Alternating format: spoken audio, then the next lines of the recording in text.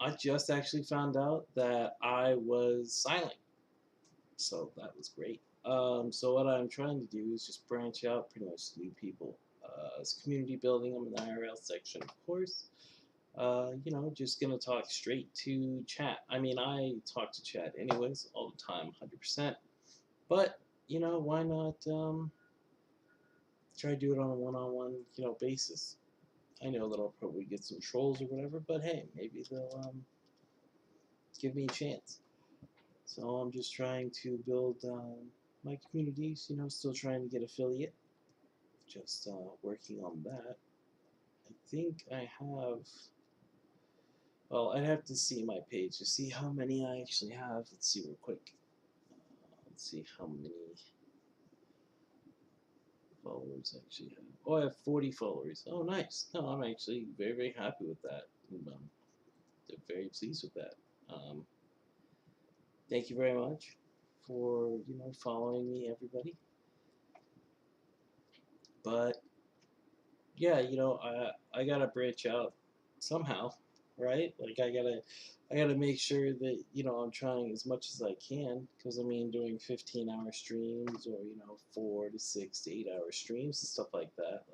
That's fun for me on my own. But another thing that I want to do is try to meet more and more people. And because I want to meet more and more people, I have to try to sit there and actually talk and chat and do all the regular stuff that you want to do. Um, a staple on my a staple on my channel is that I have my cane with me all the time. It's Excalibur, of course. But you know, uh, when I see someone coming to my channel, I usually say hello, try to get them involved in what's going on. I understand that if some of the games that I've been playing are games that a lot of people like to watch or something, or they don't feel like they can actually get into the game, I'd rather have people sit there and say, hey, what's up? I'd rather watch you play this game. I mean, I even was playing Fortnite before it was popular as hell. I don't know if that's like a claim to fame I could sit there and say, but yeah, I figured that I could just,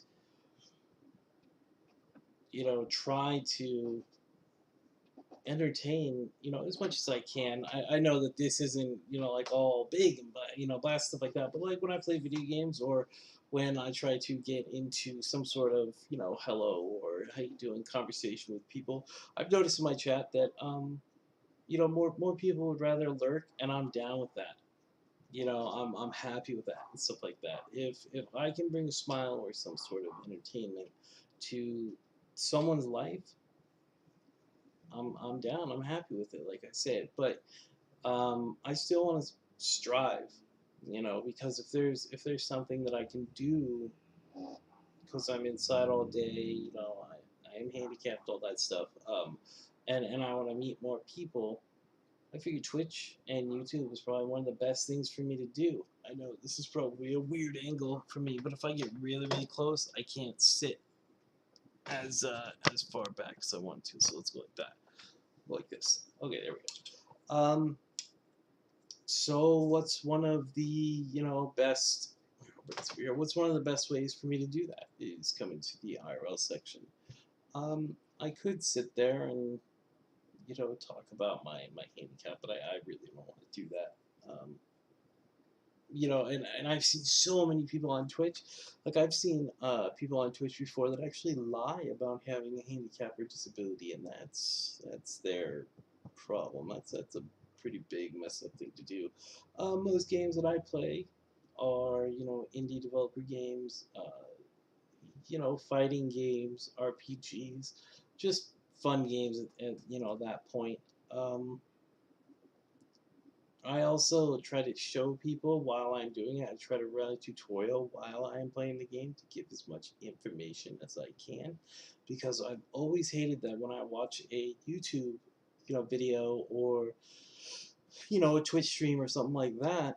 Like I've noticed that people will sit there and they will not, tell people what they're doing.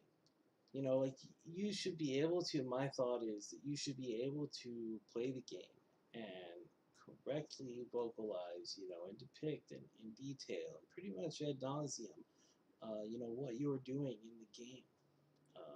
And maybe that's just my weird thinking, but the other thing is that because I have noticed that I'm so bogged down in so many of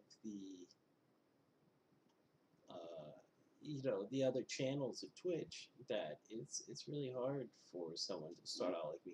Now I'm not a mod on any channel. I'm not a known person for any reason. So of course it's going to be a little bit harder for me.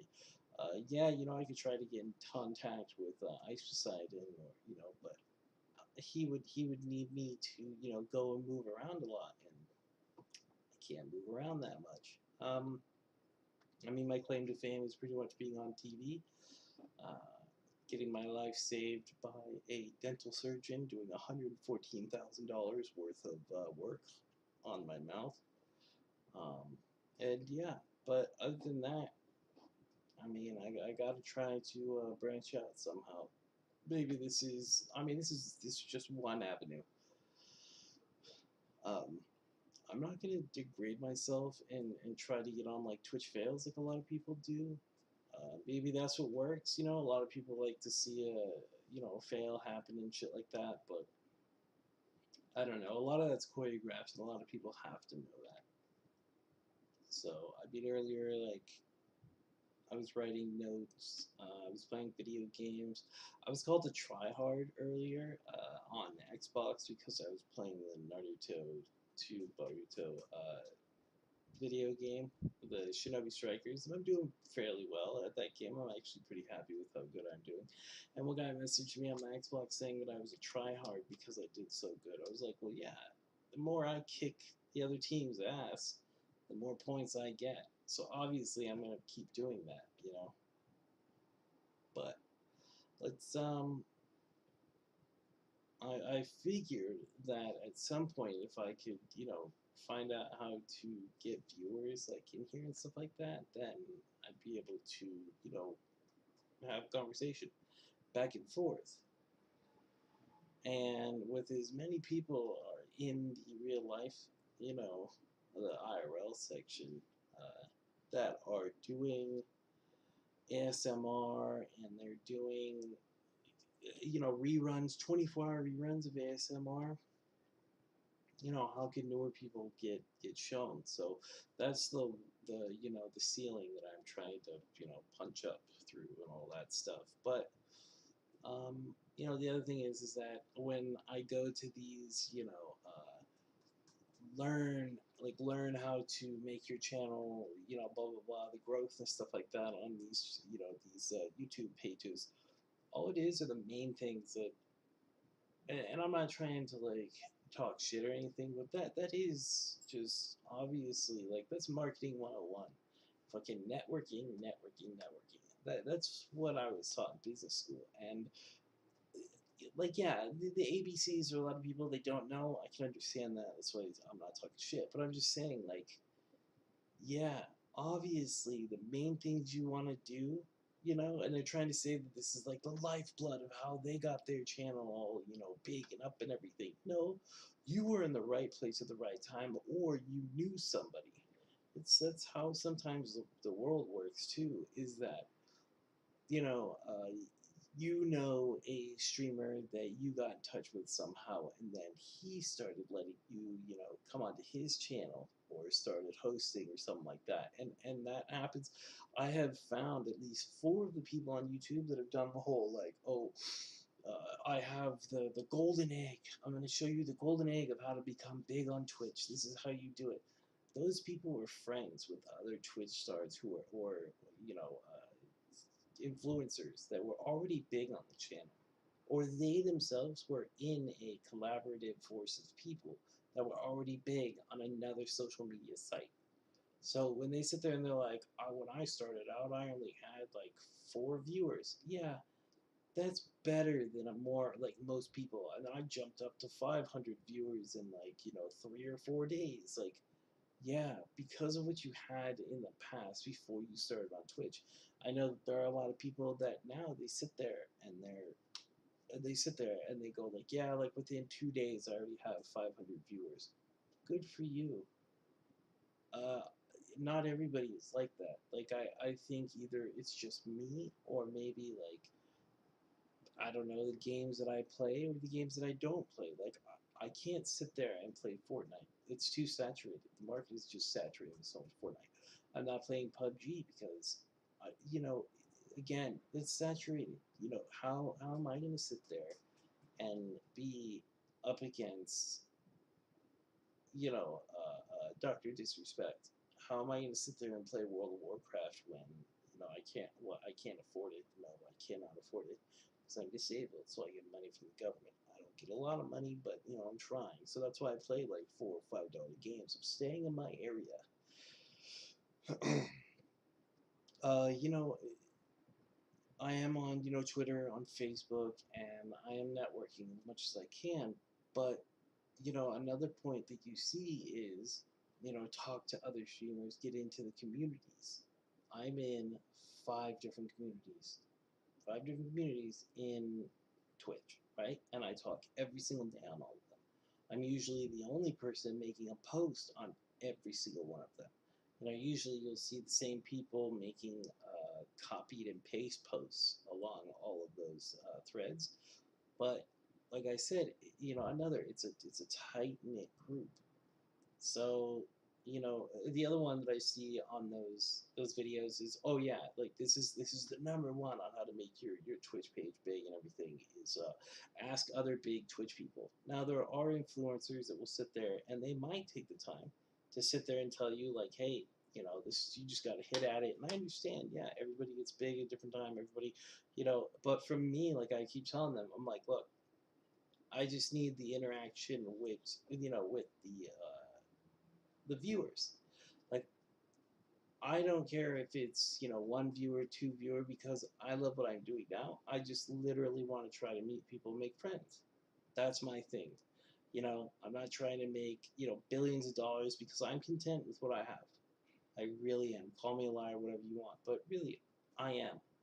Uh, yeah, money helps in society, which I hate, but still, that's what's going on. Now look, see, like at this time, and you're not supposed to do this. At this time, somebody came into my chat and left right away. Within a 4 second period, how am I supposed to get that person to stay here and actually think, oh hey, he likes me, or oh hey, she's gonna give me a chance? There isn't enough fucking time. So I'm supposed to sit there and wait until someone goes, oh look at me, oh Jesus Christ, look at me. Can't fucking do it. Can't fucking do it. And I won't do it. Like I know some of the shit that I'm saying sounds stupid, but not everyone, I get it, not everyone sits there and makes, money doing Twitch, or in my case, makes new friends doing Twitch, or blah, blah, blah. They're in for Twitch for the wrong reason. They're doing this for a different reason, you know, but, like, yeah, I need to find my niche. Like, I understand that. I have to find the genre that works for me. But if I'm going to sit there and at least try different genres, I have to bounce the ideas off of people, right? Well, if I don't have anybody to bounce those ideas off of because those big Twitch streamers, they're just like, sorry, man, I don't got enough time because I have to time manage everything that I have. Uh, they can't tell you, or they tell you to, oh yeah, go look at my video that I made about the 5 tips on how to become a big Twitch streamer. It's bullshit. I'm sorry. You know what? Seriously, if if I ever did get big, I would fucking take my time. The only one person that has actually responded to me, no bullshit, is a Twitch streamer or a YouTuber named OG Vex. It's the only person that has responded to me. And even then in the video, he was like, hey, I usually don't do this. Because I was like, hey, thank you so much for getting back to me. He's like, I usually don't do this, but, you might want to try this, like, on your videos and stuff. And I have. But, for a for a person starting out, you don't have anybody to talk to. You do. You just keep on talking to yourself, talking to yourself. I don't have a problem with that. One of the first times I came into the IRL channel, someone started talking about BBWs and just trolls, just trolls and stuff like that. And you deal with it, you take it.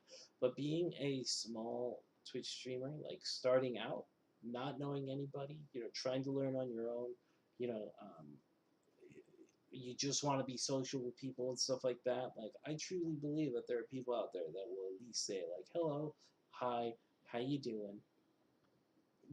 And hopefully you can sit there and have a conversation with them. Like I said, yeah, I do play video games because that's pretty much what I can do. That's as far as I can do on a lot of the entertainment sections.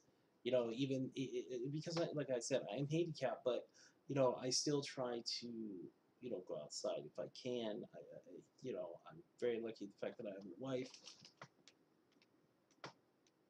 just Sean that likes games. Hey, how you doing? Thanks for all the emotes. It's just one of the main things because I am not a mod for another big streamer or something like that. I'm just trying to start this out somehow. And one of the main things that I'm thinking is that community building. Thank you. Community building is really one of the main things that I can think of right now. I mean, this is mainly the 1, 2, 3 of in an ABC of trying to become big. Oh, hey, Tangerine, how you doing, man? Oh, did you get Oh, you had Sean popping by. Thank you very much for doing that. I do have to say that yeah, out of one of the people that I've met, Tangerine Bigadine, he is actually been really really nice and helped me with a lot of stuff. But I'm trying every like avenue that I can get. Tangerine's really cool. If you have a chance, go to Tangerine Brigadine. Oh, it's yeah, just twitch.tv/Tangerine Brigadine. And then he brought a friend, Sean. So thank you for coming in, Sean. I hope everyone's doing okay. But I mean, my main thing is just I'm talking about a lot of the things that somebody starting up a Twitch channel has to really deal with if they don't know a bigger YouTuber or Twitch streamer, and they're just kind of starting from the ground floor, and they don't also with my personal feelings over the past 2.5 months or so. Thank you very much, Sean. Thank you very much for doing that. That's really nice of you. I really hope to see you here again. Hopefully, when I'm playing a game or something. And another thing is I have to say that Tangerine has brought in a lot of his friends and viewers to help me out, which is really cool. Um, that's something that I can say that one of the luckiest things. Thank you. Have a good one. One of the luckiest things that have come by because I met Tangerine after doing about 9 hours of playing video games, and he came in and like gave me that chance. That I said is so hard for people that can sit there and all you see is just a box, in the Twitch channel, and someone clicks on it and they're just like, oh hey. And I think he clicked on my channel was because I'm one of the only person. Hello, I was one of the only people playing Death's Gambit at the time. It was like 6 o'clock in the morning or 4 o'clock in the morning for me, and he came in. He was like, "Hey, how you doing?" And that seriously, I was so lucky. I even told him I was like, "Hey, thanks for giving me a chance. I know there are probably like a million other people, playing this game right now, and I see him as a friend. I mean, and he sat there and he's pushed my channel. That's so one thing I can say out of being so lucky that he came into my channel while I was playing a video game at 4 in the morning. See once again. Hello, Endless. How you doing? Thanks for coming around. Thank you very very much. It's very nice of you. See, and that's that's one of the things that I can say has helped me out is that through this friendship that I've made with Tangerine, like if I was able to do the same for him, I would. This is mainly out of the out of the 1, 2, 3, 4, 5 tips of, like I was saying, the golden egg of becoming a Twitch streamer and stuff like that. Uh, this is the only one that has worked. Is, you try to sit there and make friends with Twitch streamers that are, as they say, in your same area. And he has more than I do for sure, and he's helped me out because he's a good guy. He understands the struggles. He understands what's going on. But when they sit there, when like these other like people that make these videos on YouTube, and they go, ask these questions, ask questions to other YouTubers, big YouTubers like PewDiePie, or Philip DeFranco, or asking people that do not have the time for these questions. Like, I know for a fact PewDiePie made like at least several videos on how he became a big YouTuber because so many people were asking him, "How did you do this? Like, what did you do to get here?" and stuff like that. And he keeps on saying now, go see that video that I made.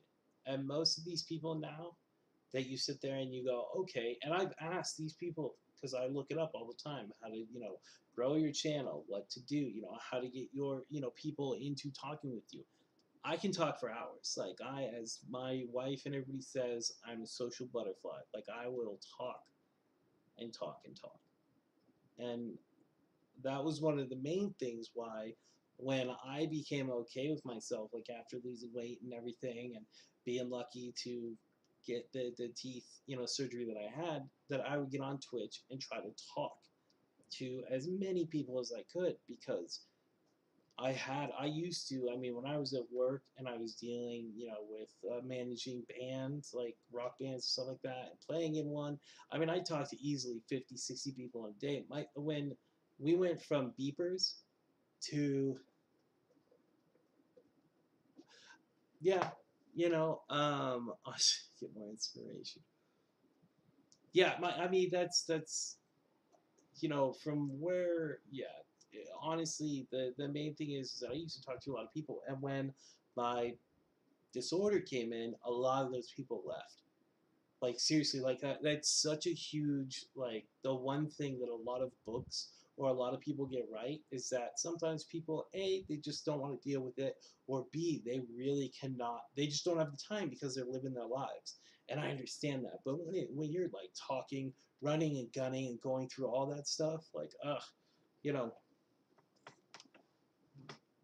yeah, 1 second. I have to get my camera is so close to my face. Like, when I get close up, it's insane. But so let's see. I love journey stories and how someone made it to where they are now. Honestly, I got a lot of inspiration from really going out there and finding people by Endless. Guided so much for streaming, going for affiliate. Come by your stream, get to know you, one in a million sort of person. Oh, okay. I'd love to send a raid this raid this way soon.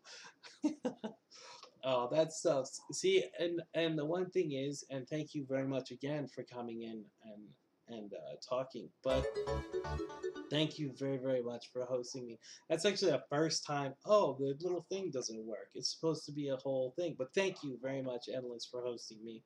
Um, I mean, my main thing is that. Uh, if you're starting out all by yourself, and I told Tangerine this, I had a few people on Xbox message me when they saw my gamer tag while I was playing a video game. They actually told me to stop, streaming because I just wasn't good at it. And my main thing is that I wasn't there for them. Like, I'm here for me so I can get more interaction with the outside world. Like, in today's society, there's literally no reason why I couldn't just turn on my computer and start talking to people, because I don't get that interaction. 'Cause like I've said, I can't go outside that much. So why not just turn on, my 2002 like webcam, and use my wife's new ass computer, and my old monitor, and start trying to talk to people, and incorporate one, maybe when I feel, strong enough and okay with talking about, my disease and nonsense, dealing with the fact that all of my teeth are fake. All of these are fake because of the medicine that I've taken, the tests that I've gone through, the steroids, so on and so on. Um, it's just I finally and like I used to be like right now I'm 200 and about 250 something pounds, right? I was up in the close to 300-pound range, but I lost all of that weight. Like I had to cut out so much food. I had to cut out so much. Like I drink uh,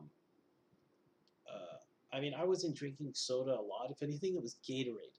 I was drinking so much Gatorade. So now, like, I cut all of that out. I can't really work out that much. So I did a lot of like barbells, dumbbells, and all, everything that I could. But the main thing is that, like, when I lost a lot of that weight, around that time, I had met my girlfriend. Actually met her over playing Guild Wars 2, and which she still plays today. And we bonded over, food, being on a diet, losing weight because she had, just lost a lot of weight, went through a huge transformation. And I mean, it's insane because when you're like, when you're batting out of your like league for a guy, like any guy knows that like she is. She's totally like beautiful. And I'm a handicapped guy, and like I can't work anymore. There's some days where I can't even walk. So I knew I was once again I was punching up in in that sense. But all of a sudden, like we started finding out that we liked a lot of the same foods, everything. But she had never seen me smile because I had lost all of my teeth. I still have the roots of all my teeth, but the gums had actually like formed over and were covering the nerves so that my mouth wouldn't be just hurt, just die. But the scary thing about that is that anything that happens in your mouth starts screwing up everything else in your body, which I found out by a surgeon named Dr. Dr. Karash Madahi, who actually helped me with my teeth, and then Dr. Ravaz Mizrahi. And they, both of them actually, as I went on TV, because I was told, I went online and I was like, hey, I really want to marry my girlfriend of 5 years, and it's really sad because she never really saw me smile. She really never saw me smile because it was mainly like without showing teeth, like it was kind of like this. It was really weird. Like when I look at older pictures of it, like it really just and like I was a lot bigger in the face. Like I've kind of lost more weight in my face, and I'm still trying to lose more weight.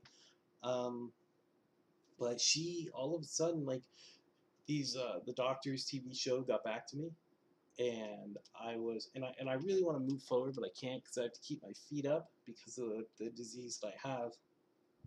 Um, and so I have to lay back. Apologies, but so I got to go on to the doctor's TV show in LA, and that was a mind blowing experience because I didn't know how serious things were like in my mouth because I had went to dentists and they were like, oh yeah, it's gonna be like $50,000-$60,000 to do all of the work that you need on your teeth.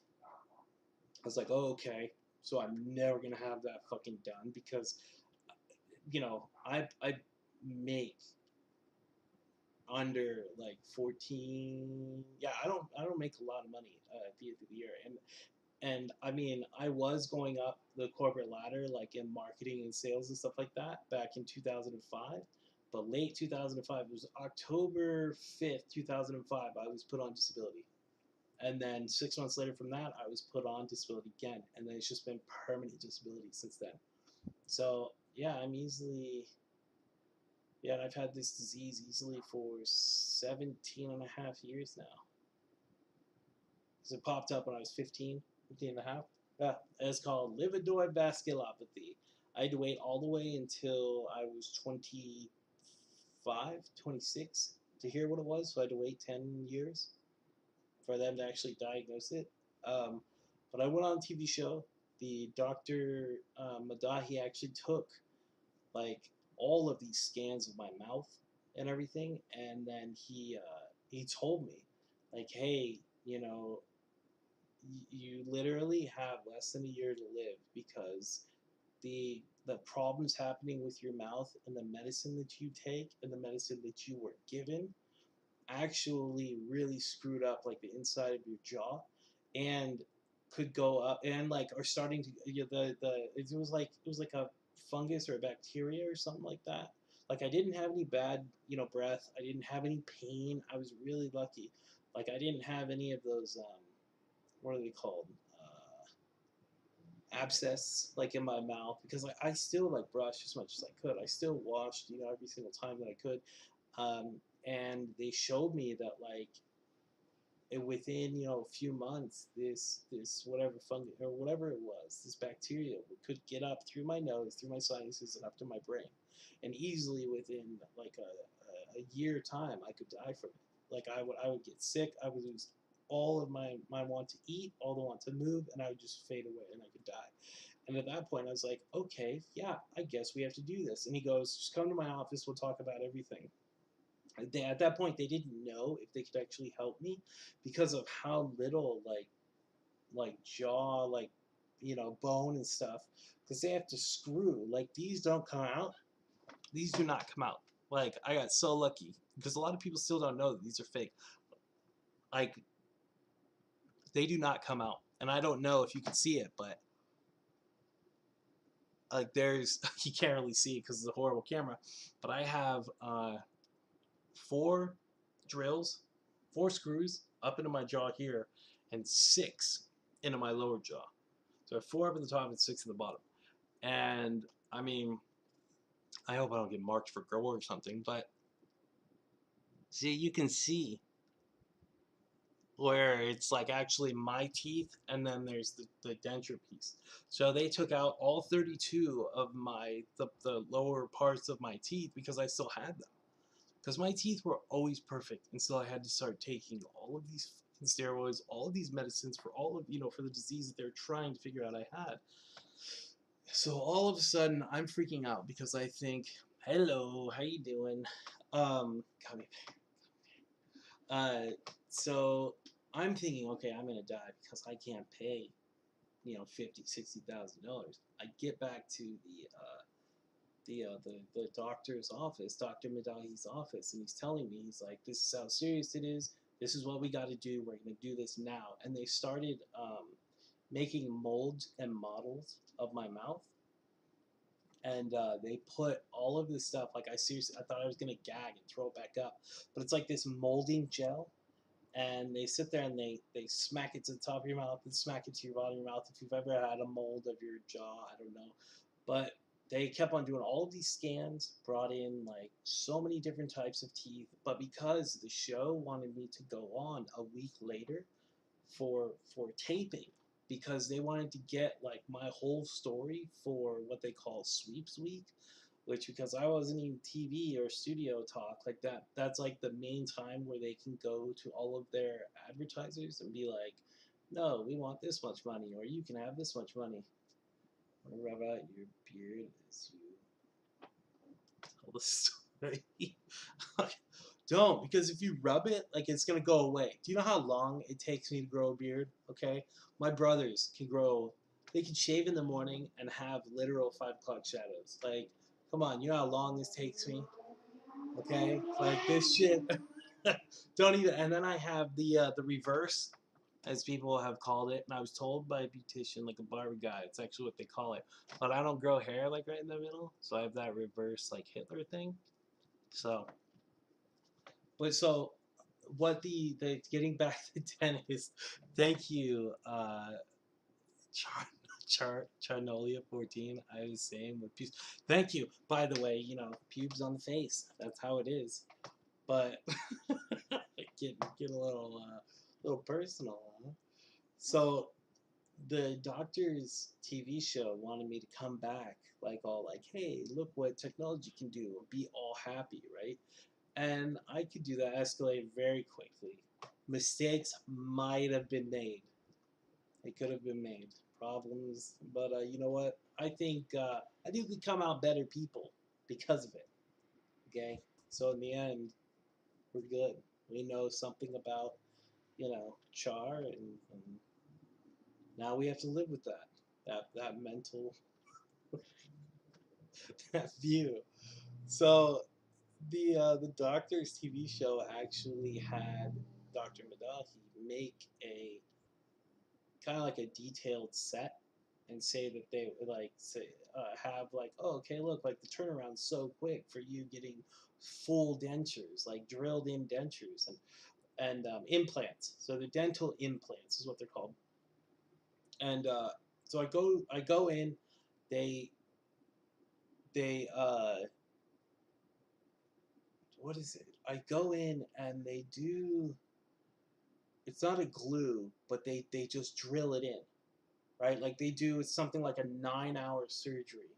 They had to make sure, like taking all this blood, that I'd be able to survive it, that I wouldn't have any crazy, reaction to the drugs they were giving me to put me to sleep, and that was insane, because the anesthesiologist sat there and told me that what cocktail he was giving me was um, a cocktail of something that will make me forget, like an amnesia type drug, and then also something that'll make me sleep so hard because I was bigger at that time, and uh, and then the guy told me to calm me down because I had never, even with the disease, like even like surgeons never wanted to put me under because they were so worried because they didn't know a lot about lipidoid vasculopathy. They didn't know like what was going on.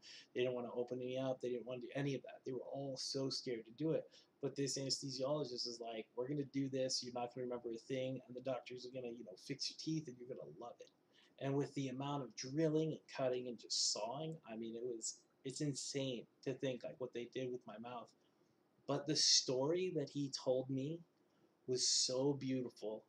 Like, so the anesthesiologist is sitting there giving me, putting the stuff in the little needles, the butterfly needle in my vein, and he goes, God, I love the fact that I can see all your veins. And I was like, yeah, like, a lot of phlebotomists do that when I take a lot of bloods for my tests. And he goes, hey, do you want to hear something cool about the Flava Flav? And I was like, what? Like the guy, like the actual Flava Flav? And he goes, yeah. And he goes, okay, just don't pass out before I tell you, because like he turns on the machine and he's all looking at the levels and stuff, and he's trying to get a reading of like if I'm so nervous or if I'm like doing okay. So he goes, first of all, like you have to know that I was working on the show, the first 3 seasons of Flava Flav, or the love of Flava Flav, or whatever the hell that thing was. And he goes, we had seen every type of person, female or boyfriends, or some of the people, like some of the women that went on that TV show had boyfriends and like husbands. Like talk about just fucking insane. So all of a sudden, he starts talking about how he can remember where one lady came in, and they were doing all of the teeth and like all of the hair and all like the eyes. If a girl needed like if she needed glasses, or if she needed contacts, like they were doing all of this stuff for the girls that got on to more and more higher, like the ones that stayed on when the whole kickoff part happened. One second, sorry. So he's telling me this, and I have these tubes coming in my arm for anesthesia, for me to be passed out pretty much before my surgery. And he goes, hey, did you ever see that episode where that girl, like she takes a shit like on Flava Flav's, like on his stairs, or like right in his in his house like area? And I was like, what? And then I'm trying to think, because I never really saw it, but I'd always like like my mom watched it, or like my wife's mom had watched it.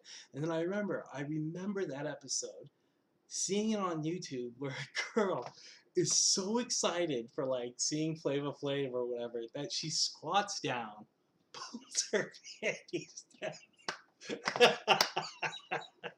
and takes a shit on his floor, like right there in his lobby. And he goes, you would not believe it. Like I was on set that day. They could not believe like the smell of this. Like people were just sitting there, and like the girl locked herself in the bathroom. Like after that, what they don't, I don't know if it's shown on the TV show, but he was telling me, he was like, all of a sudden he goes, because, and I should tell you, the way the show was being shot was, of course, in his place, and then sometimes it was like in a mansion or whatever, just so they could make everything more, uppity up.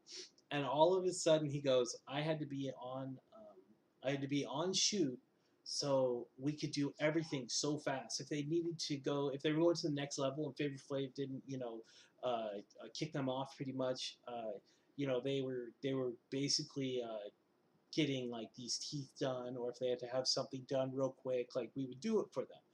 And he goes, if I was on set, it was a lot easier for me because I'd be able to sit there and talk to the girl, the women in the car on the way to, the place that they need to go, the dentist, the health, blah, blah, blah.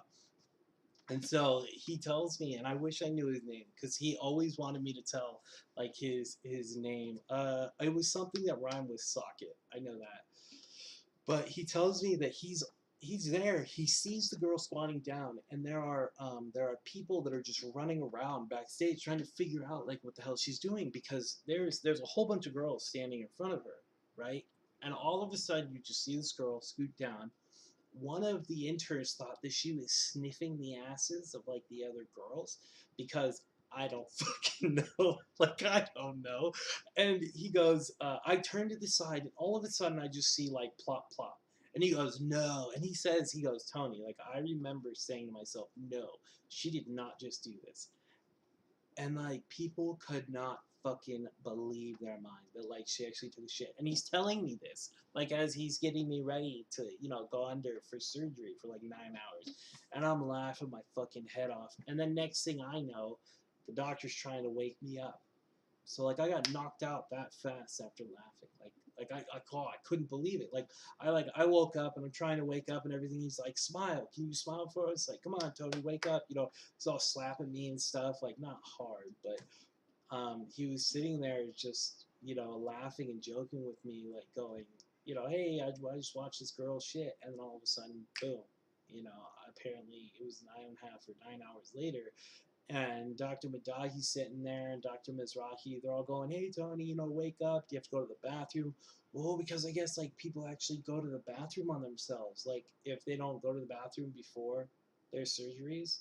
Because, like, that was the main thing. They were like, hey, we don't want you to poo on yourself or, like, pee on yourself. So please make sure that, you don't eat anything, before 12 or, after 12 o'clock the night before. And please don't, drink a lot of water. So of course I'm like when I'm all messed up and I'm all trying to look down and everything, and I'm like, did I pee on myself? And like my girlfriend at the time didn't know what the hell I was saying, but I mean I was so knocked out. And we stayed at the Hilton, right next to Universal City, right in LA. And that was cool because that was all beautiful, and I was still all stoned out and everything. And my girlfriend, or I guess fiance at that time, oh girlfriend, yeah, she's all driving through like the hills and the like I remember her like nudging me, going like wake the hell up! I have no idea where the hell I'm going and all this stuff. We finally get to my room, or we finally get to the room, right? And that's all a blur. Like apparently I walked the whole way, which is just amazing because I can hardly walk like on my own. And I think I was like slumped over her, like, and she was like carrying me like I was an injured like athlete off of the field or something. And we get to the room. I'm sitting in the room, and I'm like, okay, I got teeth now. Like this is great, And I'm trying to feel around, and I can't feel shit. Like I can't feel anything. She orders food, right? Because they're like, oh yeah, get him chicken soup or something like that. And the like the guy room service comes in, and the guy thinks that like I had just been in a fight, like because they're pulling your lips open and like cutting, and so they're doing a whole thing inside your mouth, and I'm just like on the bed like, oh, and I'm sure I was drooling or whatever, and I'm kind of waking up at this point, and I see him kind of like turn around and go like, hey, are you okay? Like, you okay? Like you're okay? Like, and everything.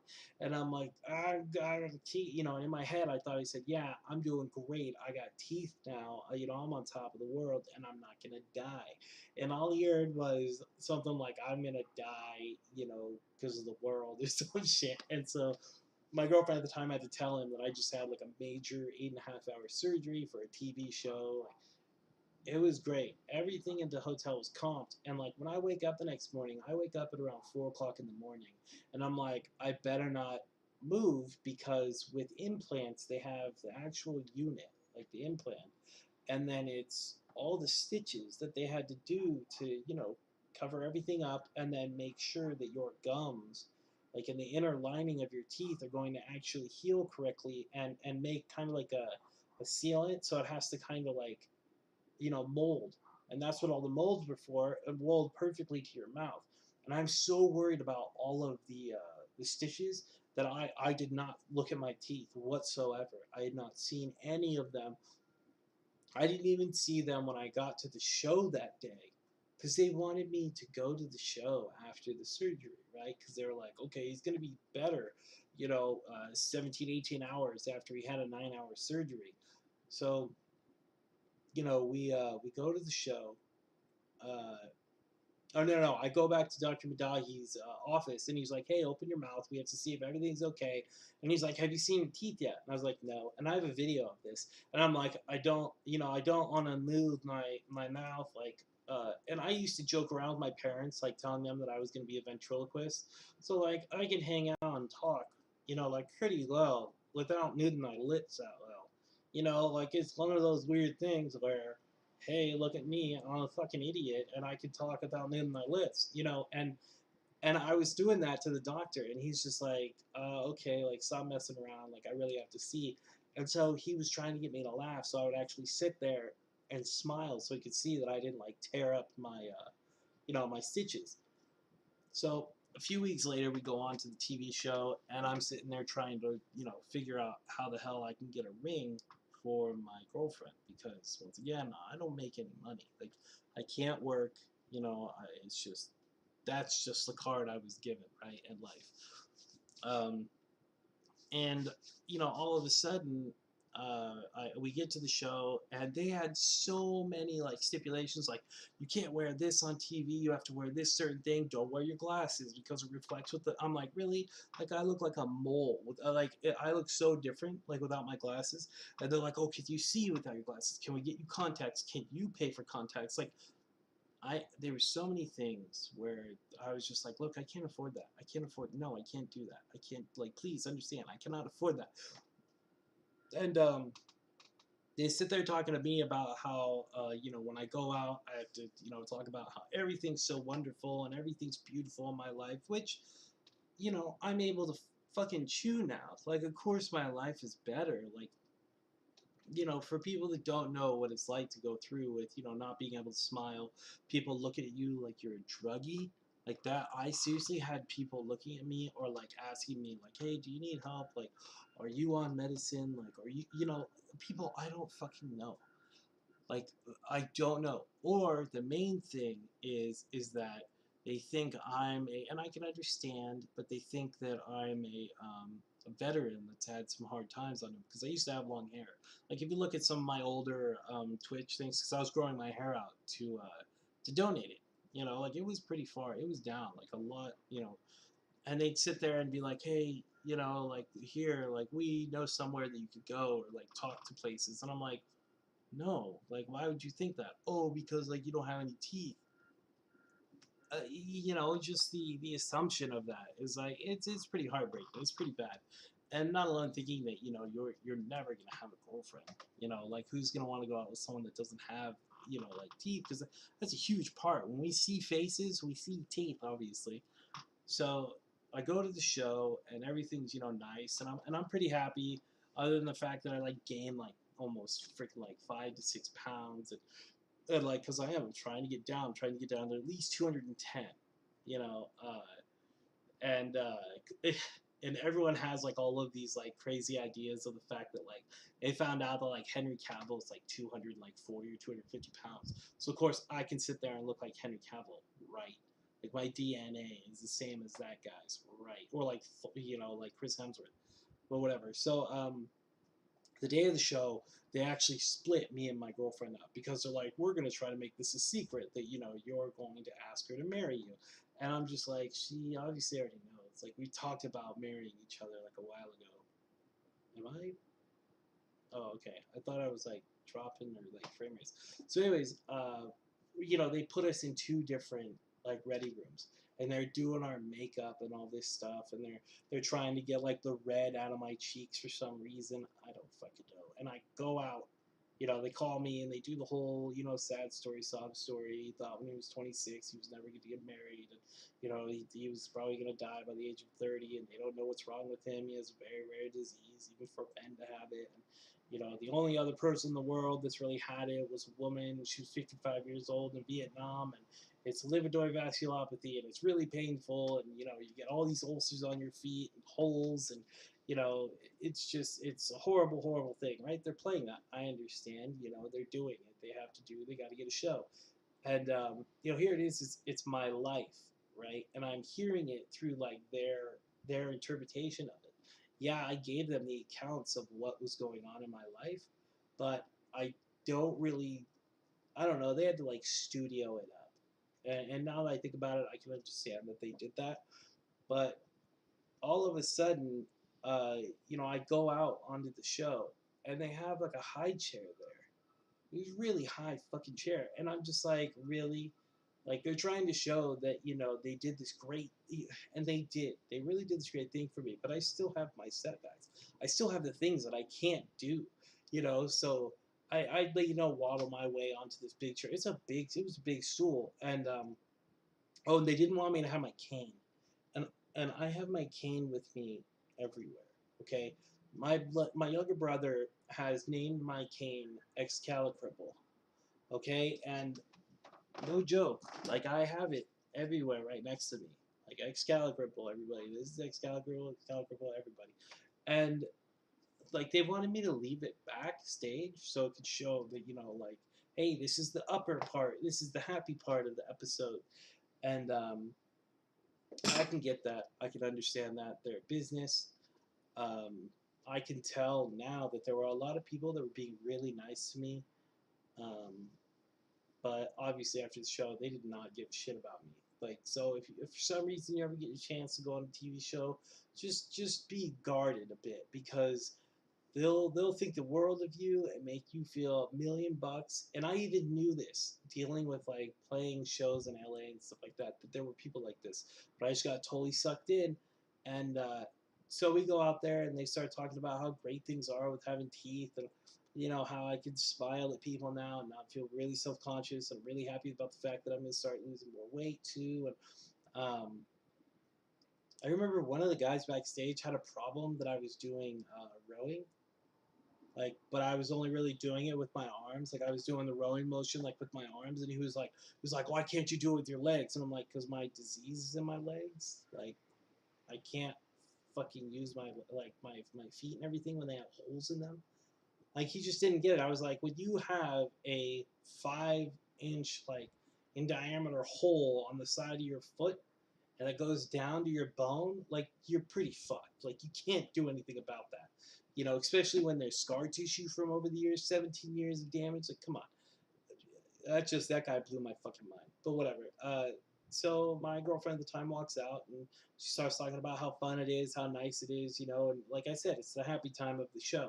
And the doctors told me before the episode that that they would lead me in to doing my proposal, you know, and it literally maybe 5 to 6 minutes before we went on, they gave me a ring, and like I the whole time I told them I wanted to buy a ring, even though like I have no money stashed, like I you know I live paycheck to paycheck. I can't, you know, it's fucking hard if you're you know you have a disease and through your you know 15 to through you know puberty and then adult age stuff like that, you know 34 years old, and all of the you know thousands of dollars that I've saved up has went to literally you know medical bills, you know you know like I do not want to be in that trouble with the government because I you know can't pay my medical bills, whatever.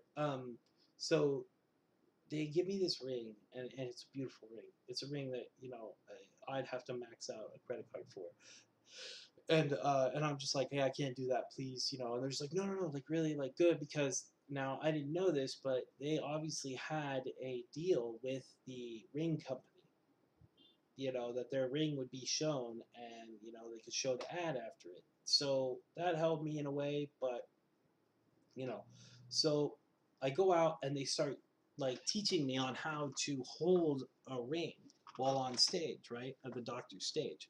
And they tell me that I can't hold it like this, can't hold it like this, and I'm like, okay, so I'll grip it like a knuckleball then, right, like that. And they're like, no, no, no, you have to still try to grip it in a way that's real. So I'm like, okay, so I'll grip it like this then. Like I'm gripping like maybe a tube or an arm or something, right? They're like, yeah, yeah, do it like that. And the lady goes, can you hold that, that pose? You hold that pose until you go on stage. So I'm like sitting there as they're miking me up, like talking to me. I'm just like, yeah, this is the pose that apparently I got to do. Just just bullshit like that, right? And so I go out, and of course, I can't walk out there and be like, yeah, these are my teeth, and this is the hand that I have to. So, I try to. It's not something hard to remember, especially when you're holding it for so long. And so they have my girlfriend come out, Charlene, and she starts talking about how wonderful it is. Like I'm smiling. I have, no problem, going into the stores with her anymore. Like I'm not looking down because usually I wouldn't look at people. I found out that most people don't look at handicapped people, like especially if you're in a wheelchair or if you have, a cane. But other cane people, like we'll look at each other, right, and we'll just sit there and be like, "Hey, what's up?" Um, I'll tell you a funny story about an old man and his grandson after this, but uh, they told me like, and I had someone in my ear going like, "Okay, now this doctor's gonna talk, this doctor's gonna talk."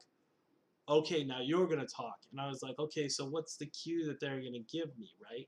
I go, oh, well, they're just gonna say, oh, well, it's good that everything's turning out great for the both of you, like, you know, uh, and that's what it was gonna be, right? And it was really nice. The two women doctors that I met were really nice. The main male, the guy that all the women really like, is a really nice guy.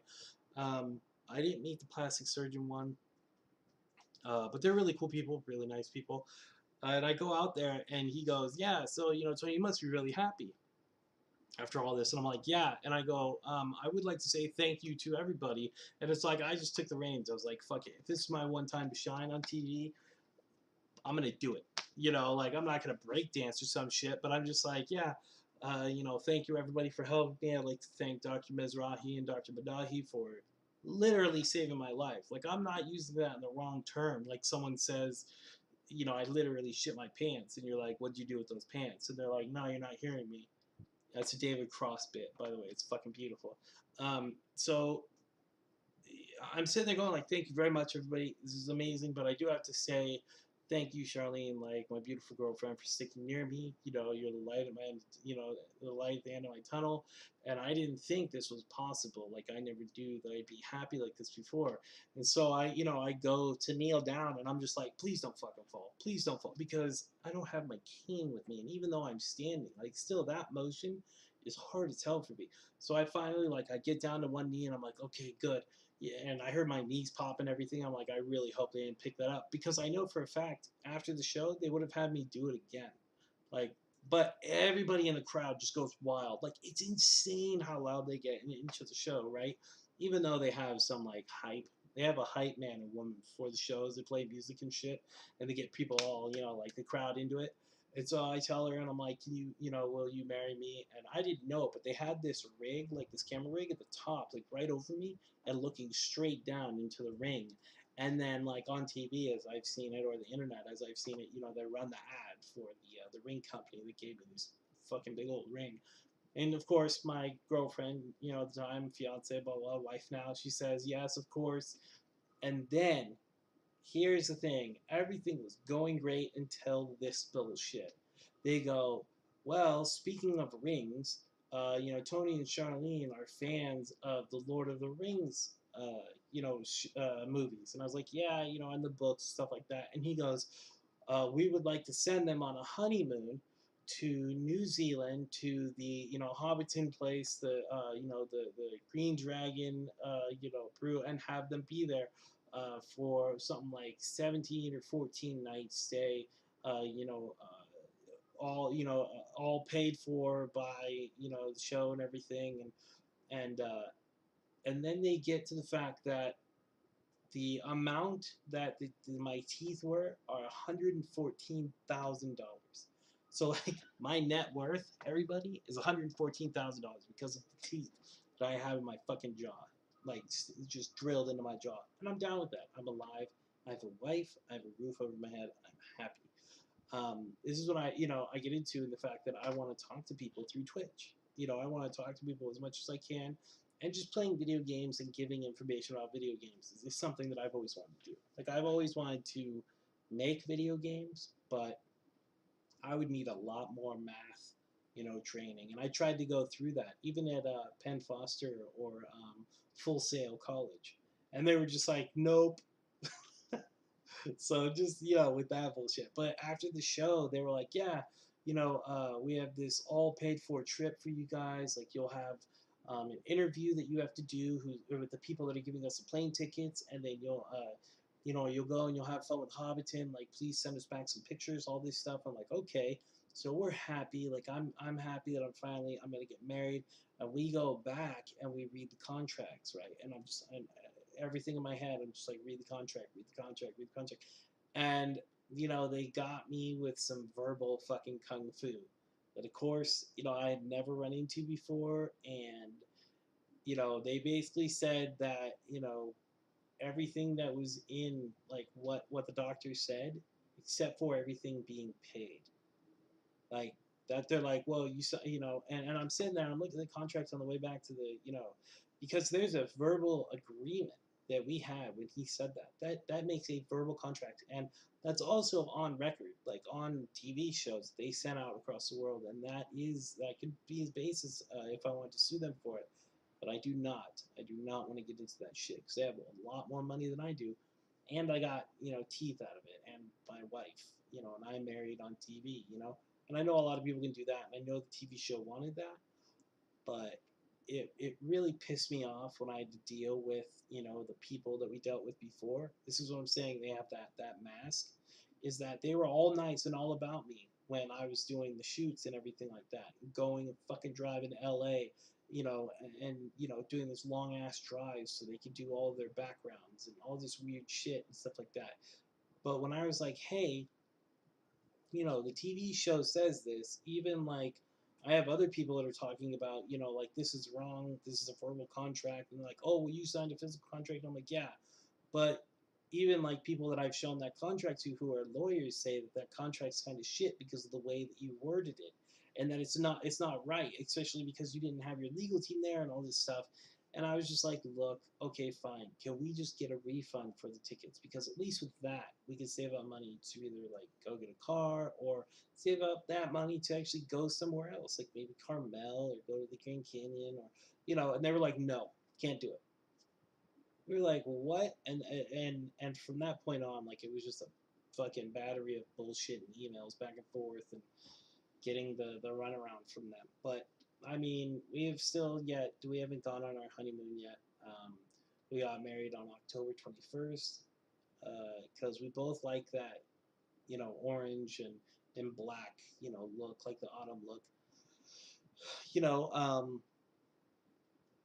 Other than that, I mean, we were actually during this whole time that we were doing the TV show, we were moving into this place where we live now. So like we were driving back and forth between our house and this apartment, and then going to LA, and then coming back, and then Charlene was going to work, coming back and movie stuff. It was just we were all over the place for those whole. It was 2 weeks, and then I had the TV prepared implants in my mouth for another year and a half because Dr. Mandahi he's such a perfectionist. He wants to make sure that everything is fitting well. He wants to make sure that like my like the center of my nose and everything actually works correctly with the center of the teeth and everything. And I thank him for that. Like he was so cool. I also got really lucky in the fact that I didn't look like a boxer and I didn't have a lot of pain in my mouth. Uh, after the surgery was done. Like most of the swelling went down and the bruising and stuff like within the first 2 days. Like I got really lucky on that part. I got to see and thank the anesthesiologist, the one that told me about the girl shitting in Flavor Flav's house.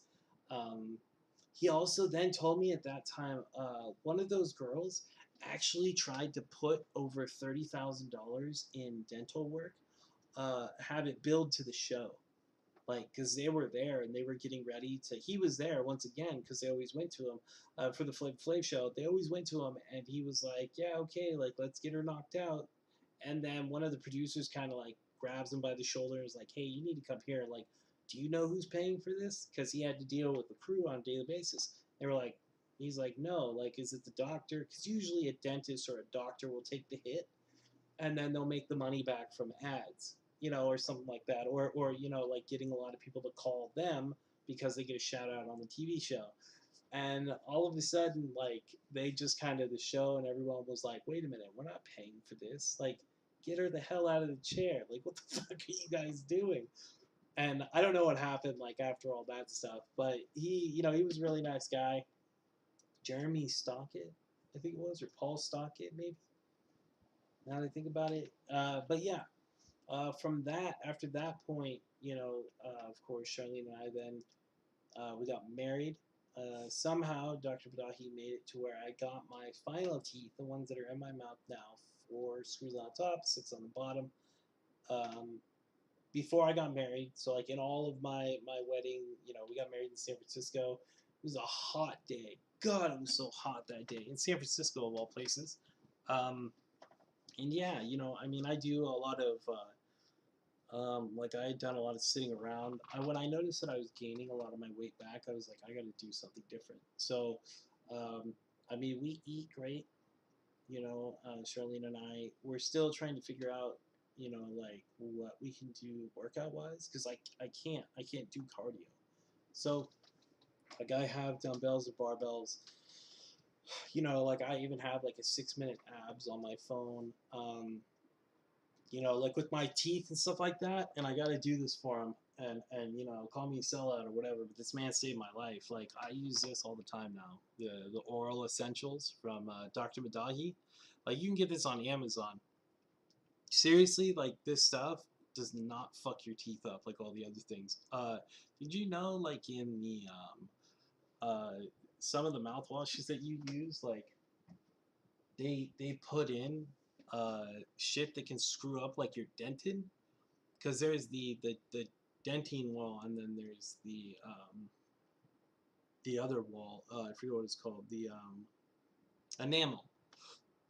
But like over time, like these doctors that peddle this stuff, like or the dentists that peddle this stuff, they know that it's pouring and pulling away at like your teeth and stuff like that. And because they're getting millions of dollars from these companies, like they will sit there and be like, okay, yeah, but when the person feels like they have a weak tooth because of a lot of the mouthwash, they have to go to their dentist. So it's just this whole money cycle. And like Dr. Madahi finally made up um, his own mouthwash, and he's doing really good. He did a book. He's done a few books and stuff like that. I still see him every single 6 months because they have to take these out, and that sucks. Because when they take these out, my jaw had to reset itself because my jaw was totally forward. Because when you don't have your teeth actually in, your jaw actually like pushes down and forward, so you get kind of like that. And I can't do it now because I have teeth there, but I was able to actually easily put my bottom teeth up to like my nose, and it really just it started like sorry about that, but it really like dislocates your jaw forward. So every single time like they take my teeth out and stuff like that because they have to clean them and they have to see that I don't have any infections or like fucking food particles. Um, like my jaw will be pushed forward, and it's just kind of like and I have this frown face just because I don't have the teeth there to stop. But I do have to say it's nice being able to eat like chips, meat, and stuff like that. I got insanely lucky, and I know how lucky I am. That's why every single day, I'm brushing my implants, and then at night I'm brushing my implants. I'm doing the mouthwash that he has for me. Um, and when I finally got okay with like who I was again, because I've always like loved myself. Like I always thought it was like I was just happy being me.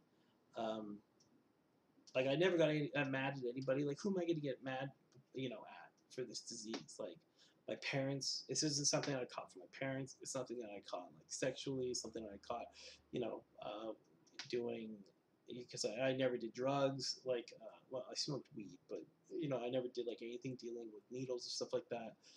You don't get it from alcohol. It's just one of those beautiful things. So like I was a lucky enough person to get an extremely rare disease. So, that's just how it is. But when I finally got back to being able to really want to be social again, that's when I figured, hey, I can try to, which I started out with YouTube, and that's just really hard these days. I do put my videos from Twitch to YouTube now that I'm able to export them. It's a little harder because I don't have a lot of subs on YouTube, so I can't. One, I can't do like a YouTube /TonyStarts. Like I have to have this really long ass link because I don't have like I think 100 subs on there. And then for Twitch, I found out that I'm not affiliated because even though I meet every single requirement except for this one right here, needing 50, and I found out at that point I'll be able to do a little bit more emotes for everybody. I'd like to make an emote where it's just it's Calicripple, like my cane, and it's kind of sparkly. I have someone on Twitter that I know that can help me with that, but this is where I am now. Like I'm trying to eat well. Of course, I'm 34 years old. I just cut off all my hair. And donated that. And I donated that to Wigs for Kids because I had found out and read that what is it? Love for Locks? Is it? They actually make the children or like somebody pay for the wigs? Like that's pretty messed up. Like they're already going through a lot of shit as is. Like you could just give them this hair that people are growing for free. You could just give it to them. But of course, the hair market is apparently like a billion trillion dollar market, even overseas. So I was like, whatever. Okay, I'll just cut my hair and get it sent to Wigs for Kids. I even linked up with them on Twitter because I have a Twitter. Now I have a Twitter, and yeah, I mean, I really would like to be able to say, hey, what's up? How's everybody doing? How's your day going? Talking to them and play a video game. Or I don't know how other Twitch streamers are allowed to view other people's streams without getting in trouble, or even play copyrighted music unless they have a radio. I think it's like an AMR or something license, which I think you have to pay like $70 a month to be able to play copywritten music. But I know for a fact there are other people that sit there, or they just must play like free copy, right music on their channel. But that's just stuff that, of course, I'll want to learn about. And doing Twitch videos allows me to even just if not for the social aspect, it gets me to time my days again. And that's what I really like to get into because I mean, if you think about it, I know a lot of people that have jobs or they're in school. They talk about how they always need a vacation and everything. Try having a 17-year-long vacation when you're not really supposed to have that in the middle of your life, like while you're growing, while you're trying to save your money, while you're trying to start a family, while you're trying to, get credit on your name. I am so lucky that I had bought my own car when I was 16 and a half years old because I saved up all the money that I had from working at Albertsons where I lived. I saved all of that money up, everything that I could, and I put $3,000 down on a $15,000 car, and I paid $250 a month for that thing for 5 years, and I even got negotiated a really good warranty, but GM came back and was like, nope, we're not doing that warranty. So I was able to put actually $3,000 fully into that. So it turned out to be 13, $12,000 over a 5 year period. And yeah, like that whole thing basically solidified my credit because I have really good credit now, but it kind of sucks because utilizing most of that, like I'm not going to get a credit card that I can't really help them pay off, and then basically just sink myself in a credit card debt. Like I can't do that because how the fuck am I going to pay out of it? I can't go to the government, because they're already giving me as little money as fucking possible, anyways. So uh, finally, like when I got to a point where I wanted to talk and I want to be more social, and I want to do more than just what I am in medical terms, the quality of living. portion where it's basically just stay out of pain, stay out of trouble, try not to fall down, hurt myself, and stay out of the hospital as much as possible. So it's quality of life. Got to keep those legs up. Of course, keep your area clean about around you like a real person, and just try to make the most out of every day. But I wasn't really able to do that because I'm stationary. I, keep those feet up. Don't move around. Don't do anything that much because if you get up and you're on certain medicines, like if you're on blood thinner like warfarin, you're gonna fall down. You're gonna bruise yourself. Then you got to go in and you have to see if all this stuff. So, uh, I mean, I've taken on cooking, which is really good. Like that's really fun. Like my father and my grandmother taught me how to cook. Um, I'll go out to the store like when my wife's here. You know, I'll try to walk the dog.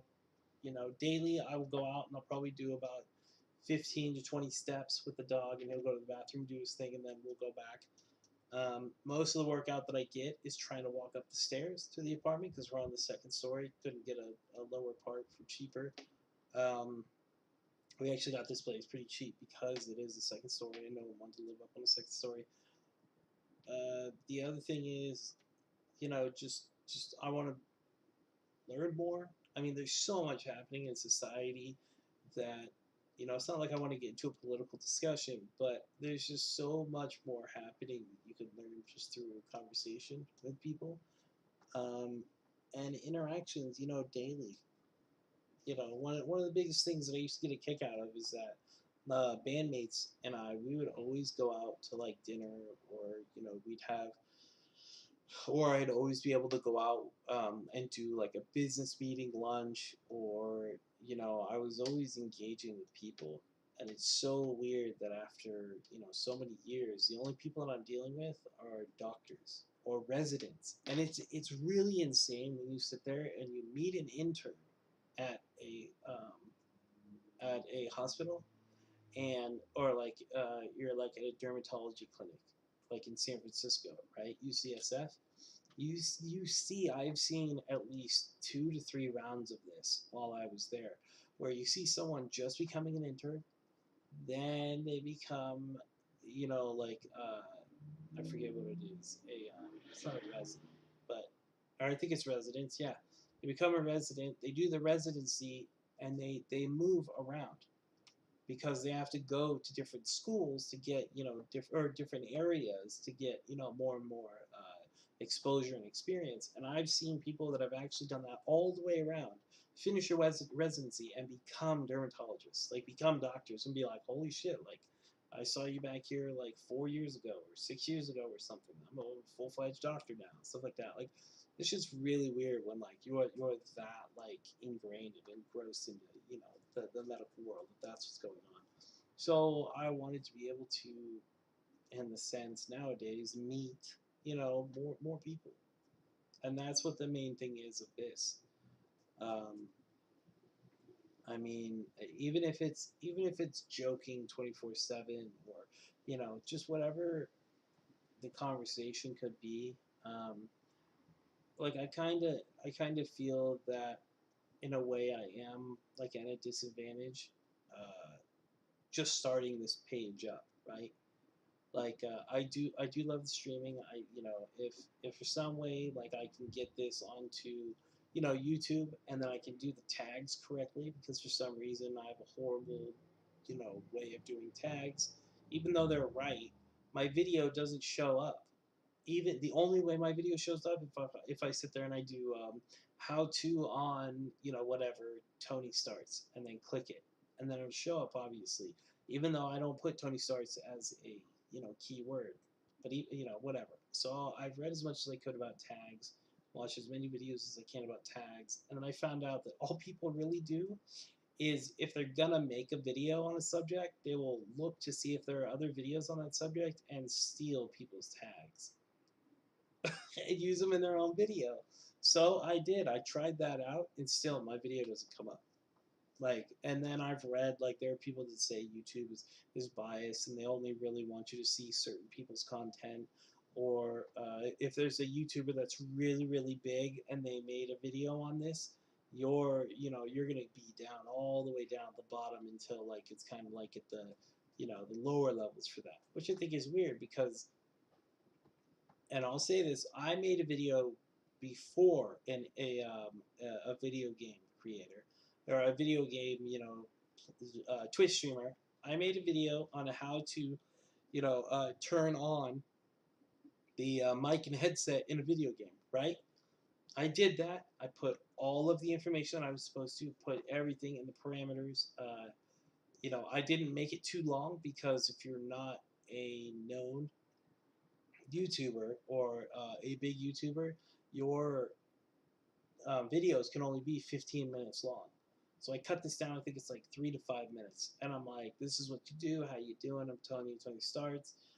Um, just real quick, I wanted to say this is how you turn on, your headset and your microphone so you can talk to people. Because in this game, you're with a group of 4 people sometimes that you don't know, and nobody has really used the talking feature that I've noticed.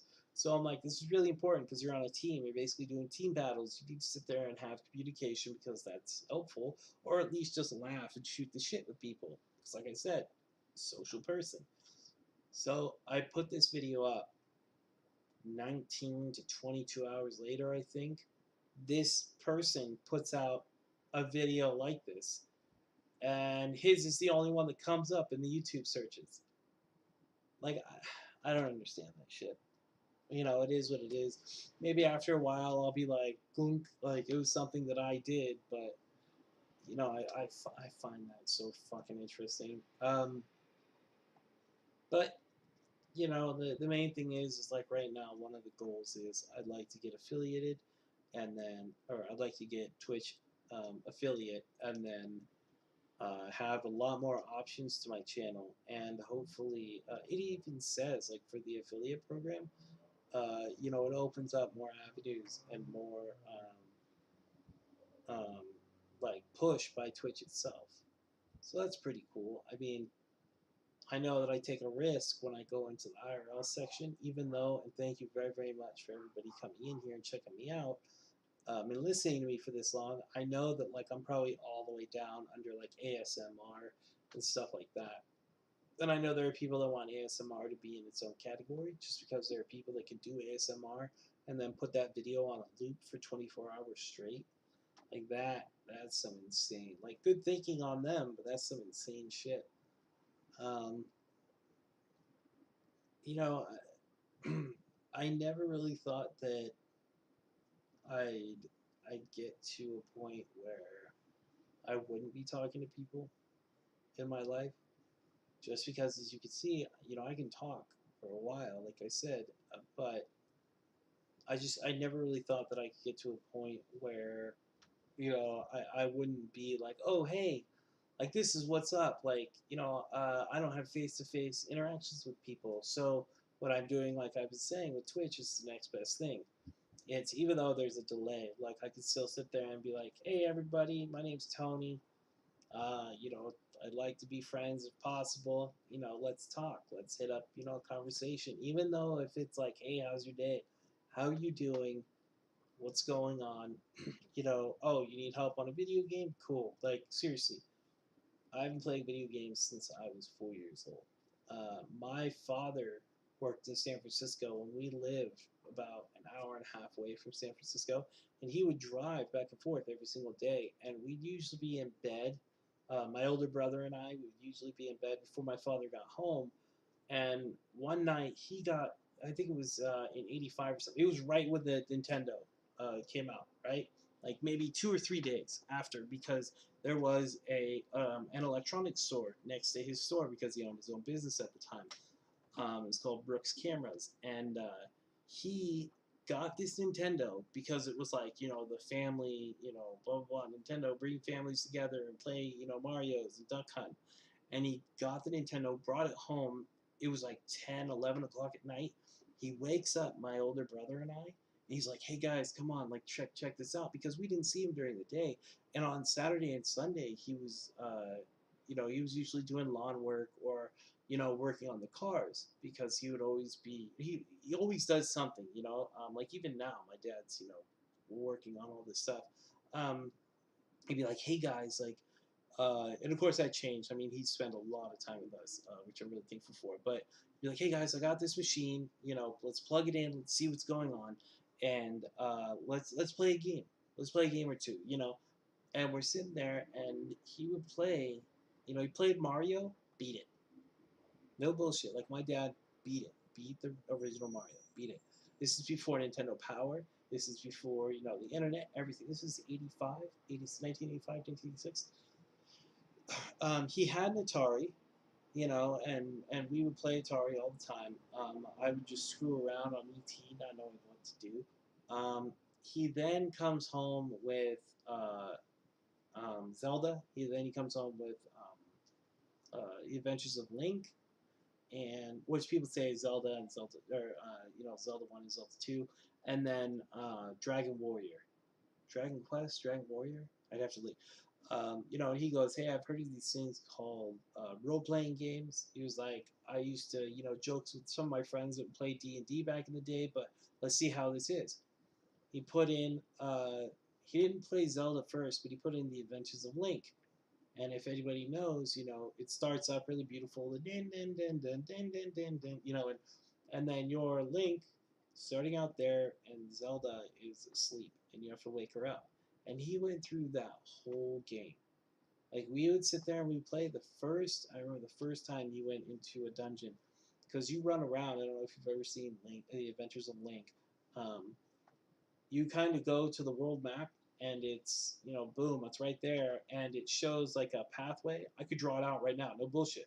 Look, so you have the temple right here, grass, a walkway, and then that walkway dips down to where there will be a cave, and then a rock that stops your path from going to the second dungeon. You come up, there's a bush, like a forest area. You can go up into a cave, which you couldn't go to yet because you needed the lamp, and then you go up and over, and there's the desert area, and you're right above where that temple was, grass area. Come all the way over here, and there's a little town right. Oh, you can't see it, but you come all the way over here. There's a town over here. You get the lamp or the little candle from that town. Go back, go into the first cave that you saw. You go up through that, and you go to the first dungeon. He got to that dungeon. My brother and I thought that was the end of the game because we played Atari. The other longest game that we had seen him play was Super Mario, well, Mario Brothers, but we didn't know, because we're young. We didn't know Nintendo. We didn't know that there was so much on this cartridge. Excuse me. And so he gets into the dungeon, and we're like, oh, it's the last one, and this is the first day he brought it home. This is after he beat, after the games came out, because there was a while when he would come back home, we'd wake up and we'd play Duck Hunt at like 9, 10 o'clock at night. Like my mom didn't like it, but then she realized, hey, you need to have time with your sons, of course.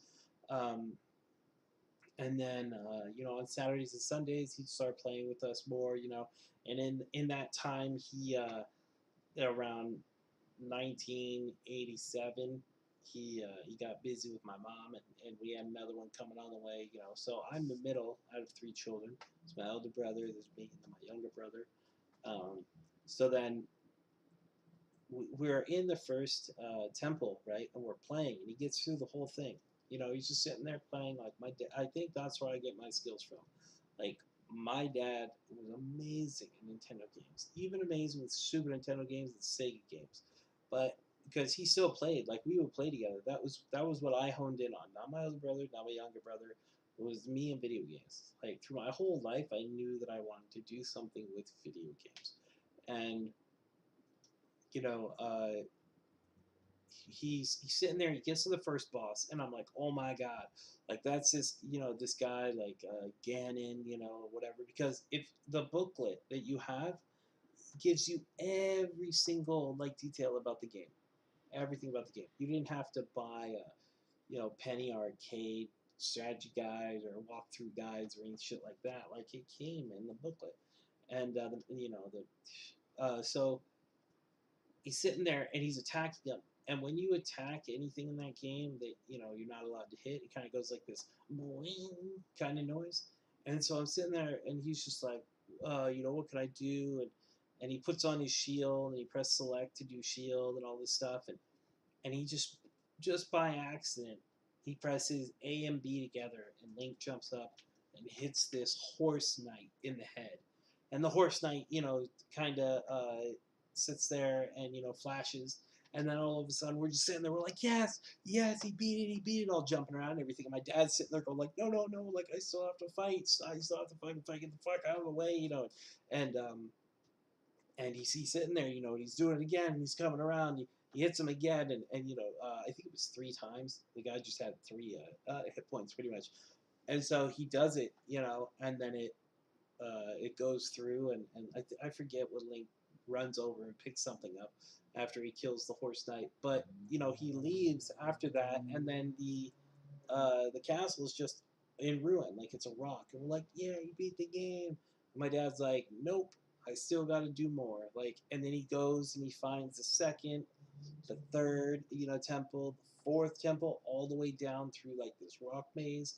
And I don't know how the hell he did it without a guide, without Nintendo Play. But we also got Nintendo Power after getting the Power Glove because we wanted to see how it could work with Mike Tyson's Punch Out. Um, but anyways, like, video games have been in my life this whole time.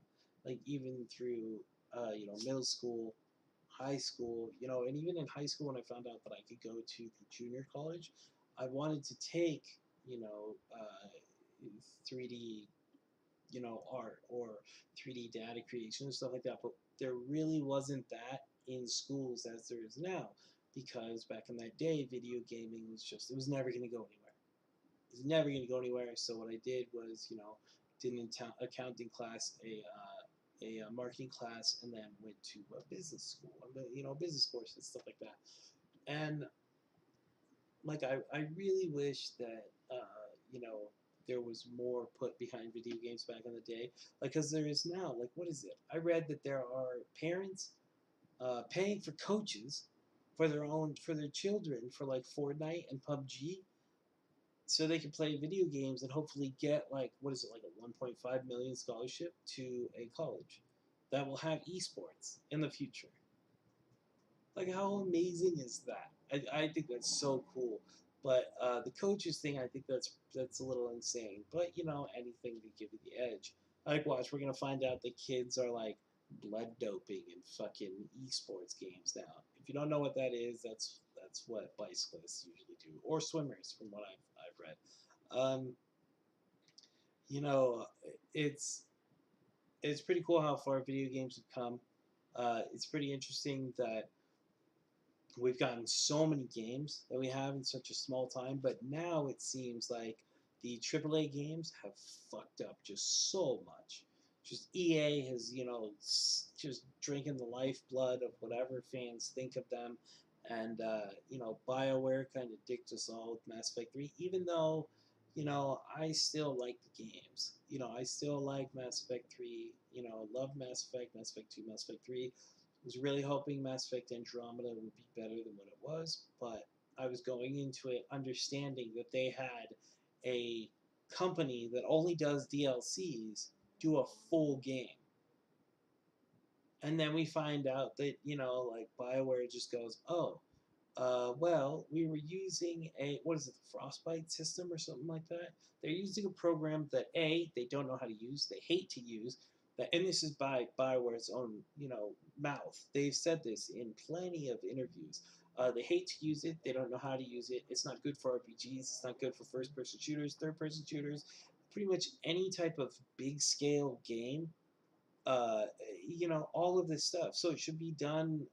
Frostbite seems like it should be a program to be used on like Bubble Bobble, or used on like a Game Boy fucking game. Because now, oddly enough, they're using the, I have to make sure it's that, but the Frostbite system with Anthem. And they say that they did bad on Mass Effect because they wanted to do great on Anthem. And I have to say, even though they've finally figured out, I really doubt that we're going to be able to fly as much as they say that we are with that Anthem game. But it seems like with some of the demos, they've really been pulling it out of their asses, which is pretty cool. You know, there's new demos up within the last, I think, like 2 days or a day or so, and what they do is pretty cool. But they've already said this. There's small sections of the game of the area, and you could replay those sections. And it seems like it's literally just like Monster Hunter World.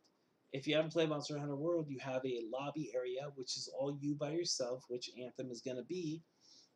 First person, you're going to be in this lobby section by yourself, first person.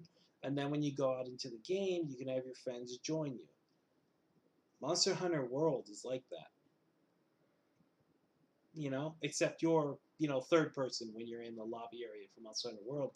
But Anthem, February 2019. I'm gonna get the game for the PC. I'm gonna stream it. I'm gonna have fun with it. Probably. There's very few video games that I've actually been like upset by. I have to say. Like even if with nowadays like communities being toxic and stuff. Excuse me, I'm gonna yawn. Excuse me, sorry. Even with communities the way they are, like I still love, video games. I still love some of the video games that have come out. Right now I'm playing, I play Dauntless on the PC.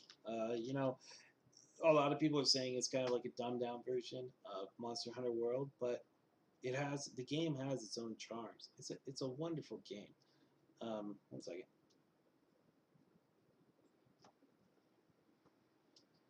This isn't Sprite, by the way. It's sparkling water. I just don't want to sit there and use another, and I wash this out. Don't worry, it is sparkling water. I will not have Sprite anymore. I mean, I'll have it sometimes with like, if we get pizza like once in a month. But yeah, I mean, I love, I love video games. And like I said, if I can incorporate that into my Twitch channel, that'd be great. Like, I'm so open to criticism. Like, if you look at my older videos, it was me with just the background of my house. Like if you see, like I have this background now too, which my wife has kind of put her wedding, little wedding table kind of flowers right there, and some of the things that I've liked. I've moved it down because I'm sitting back in my chair because I have to have my feet up, but that's what's up. I will say that getting to this point, like right here, where I'm finally okay to be on a camera and want people to come in, say hello, how you doing, what's up, what's going on. Speaking of that background, what does that card say under the sword handle? Oh, this is a card clean or a sword cleaning kit. It's a sword cleaning kit. See, the oil, the pads you're supposed to use, and the little dust ball. Well, it's not a dust ball, but it says Mighty Warrior Aduria. No, it's a cleaning kit for the swords that I have. Usually, I'll use that for the real swords that I have, which I do have real swords. They're in the other room. I'm not gonna have those out because sometimes when we have family members over, they like to touch them. Even though I'll sit there and I'll be like, hey, please don't touch the blade. They'll take the, like everybody else, they want to hear if that shink is like real, and they'll go and tear the sword along the fucking hill, the inside of the hill, and they'll be like, oh, is it sharp? Oh, look at this, my fingerprints are all over it. But yeah,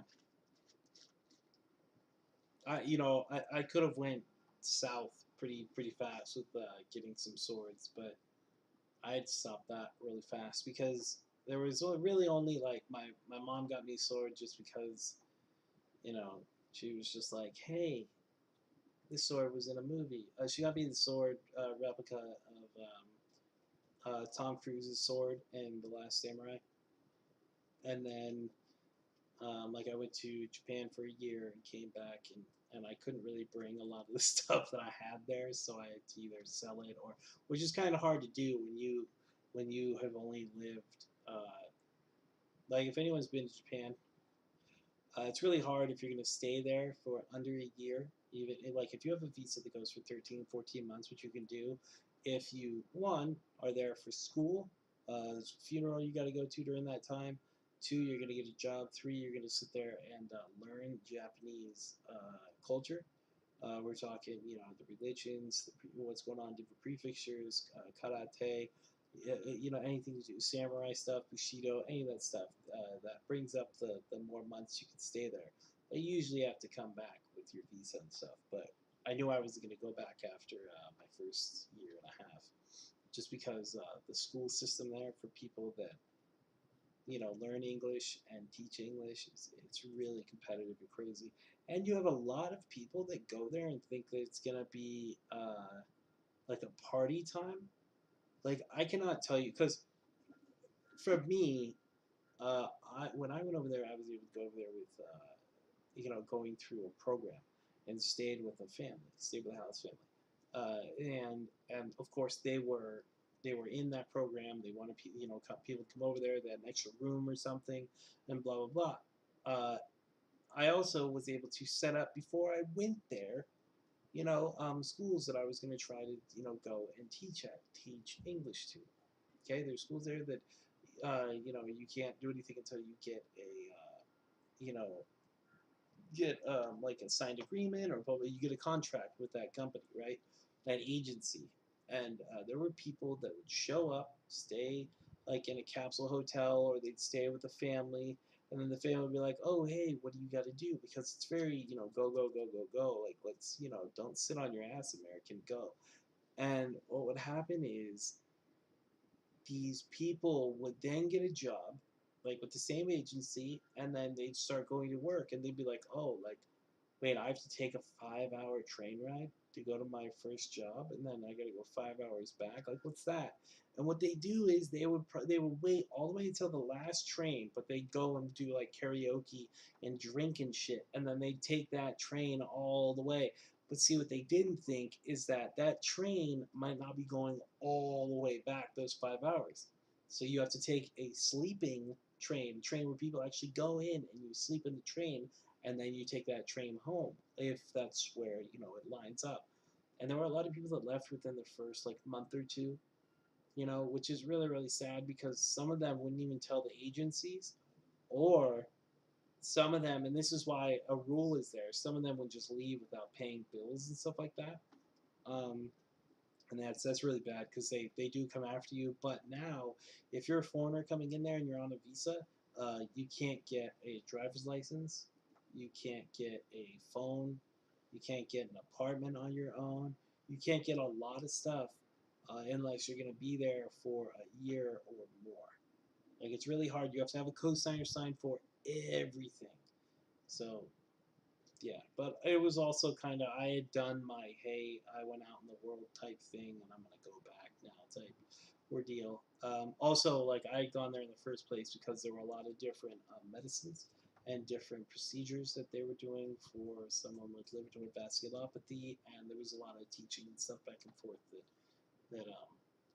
that I could do. And I was joking. This is a Sprite, by the way.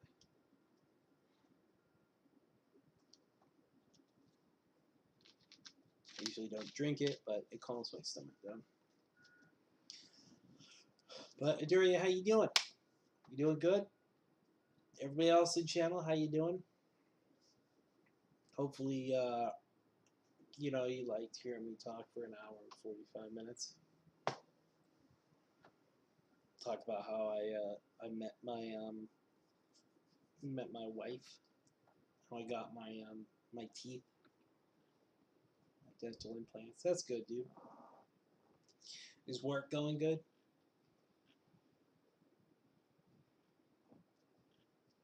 Work doing okay? I mean, I always ask that because yeah, I've been on a 17-year vacation.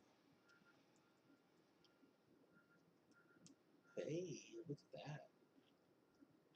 that. Is that something you've wanted for a while?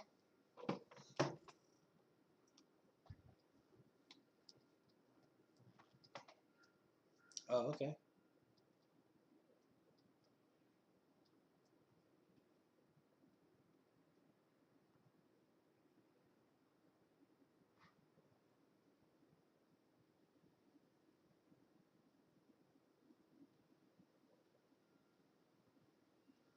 Would you rather just have like all your days that you work and then split days off?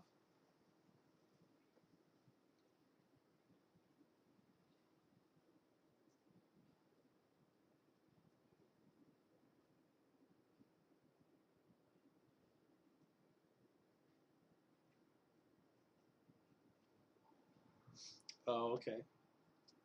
So that's fun. Wait, you come on. You have to have some fun characters that come into the gas station. Hopefully, you just don't have assholes that come around all day long.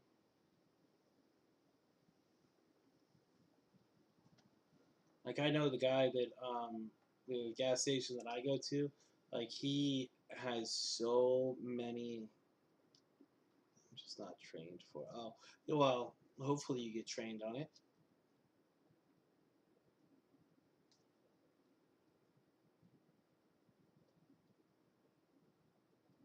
Is it just behind, like out there as in like working there, or out there as in like pumping gas for people? It's like I didn't know you were able to do that in the United States because they usually stop that most of the time because there's scams that happen when uh, when people are pumping gas for people.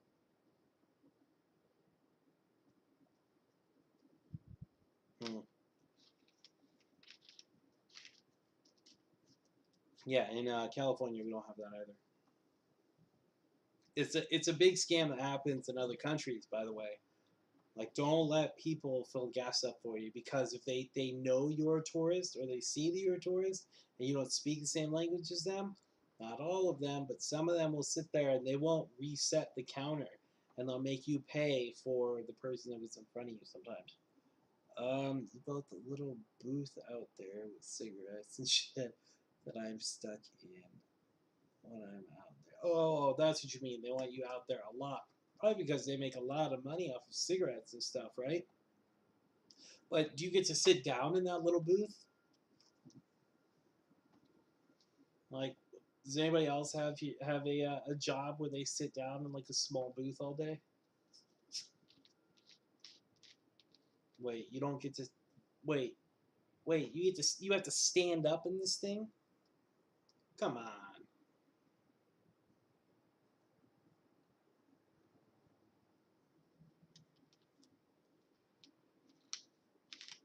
Like, don't tell me you have one of those like bullshit back like rug pads that they give people. Like they do that for like check stands and stuff like that. They have this like rubber mat that's supposed to be like ergonomically good for your back. It's crap. Yeah, see those things are a fucking lie. Those things are not good for you. We're supposed to clean around the pumps and all that, but I'm not trained to do that.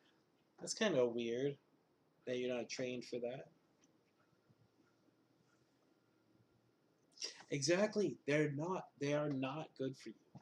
They really aren't. Because what are you supposed to do? Like lean back and buckle your back or something? Like if this is your head and you're facing this way, like are you supposed to just buckle your back like that and sit like stand all weird or bring your head all no. No. I had to deal with those when I would clean the check stands and they were not good.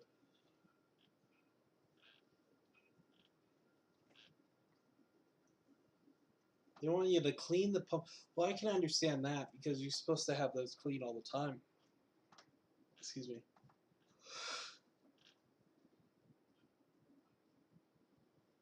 Even just for like decency wise, because people spit gum and shit. But of course, you're not trained for that. Like you know, if you pull out a pump, well, I mean they have the automatic things now. They have those automatic shut off valves now. If you pull a pump out, I've seen so many people do that while driving.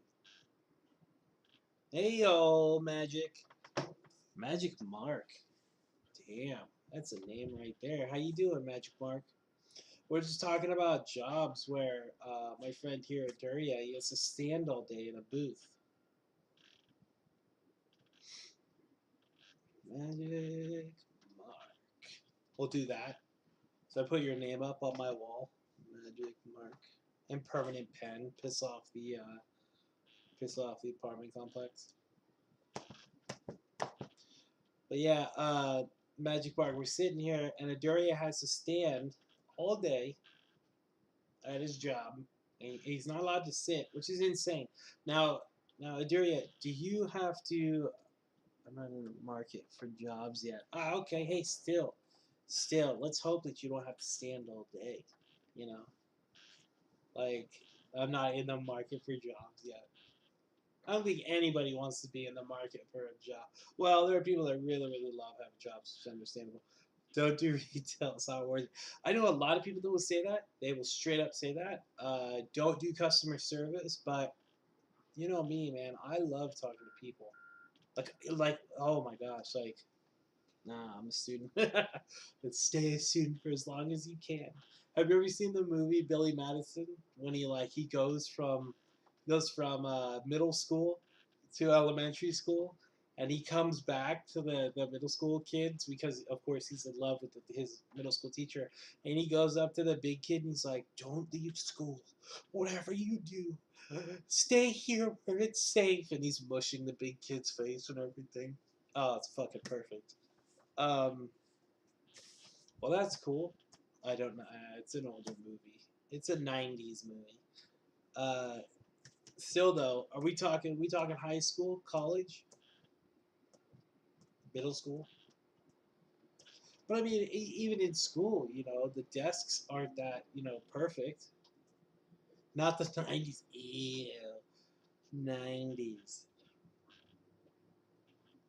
University, doing the uni. There you go.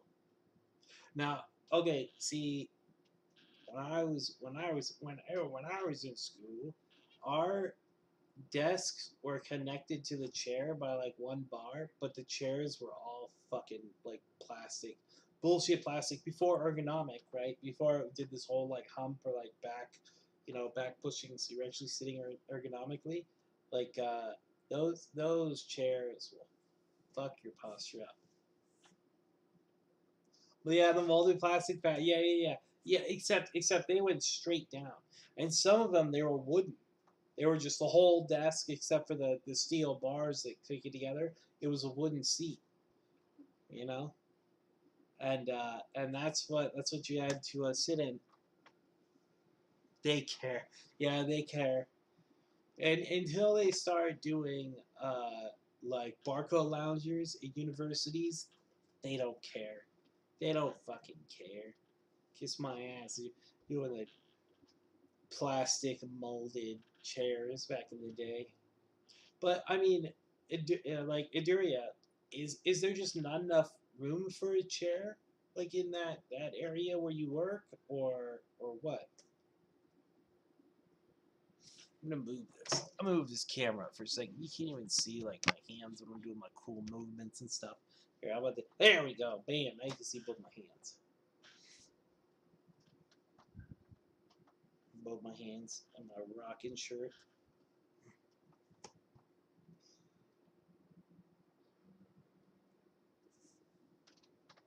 Start for my master's degree, going petrology and mining. Hey, fracking, baby. Doing the frack. Here, I can bring this over like this. There we go. We'll bring it back to that. Yeah. I have a cousin that is gonna be a roughneck driller. You think? We were just talking about gas stations. Yes, we were. Daria works at the gas station. Look at that. We've gone full circle almost. Um, No, Aduria, I was asking, like, is there just not enough room for you to put a chair in there? Or are they just like, stand up all the time? People who work here needs to stand up 24/7 for some reason. Because and I fully believe this because of those chairs back in like school when I was in school and college and stuff. If you were tired enough, you could fall asleep. You can fall asleep in those fuckers. Just lean forward. I knew somebody in class. No bullshit. It was U.S. history, right? It was like U.S. history 54 or whatever. This guy, serious, no bullshit. Uh, it was always lectures by the teacher, and he didn't do homework, and he did tests a day after the lecture, right? So he would usually do like at the start of the months, because it was about 3 months or whatever. He'd do probably about 5, 6 tests.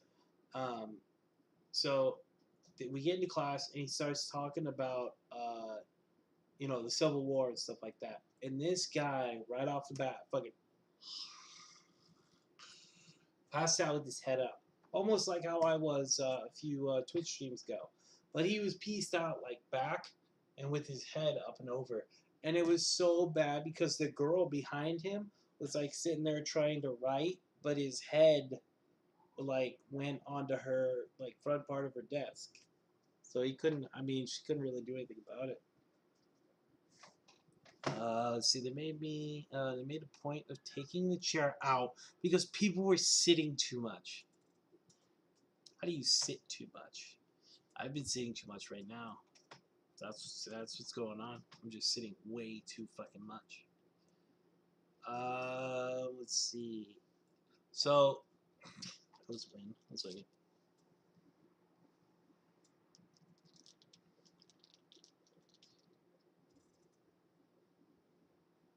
But I don't understand that. I don't understand that.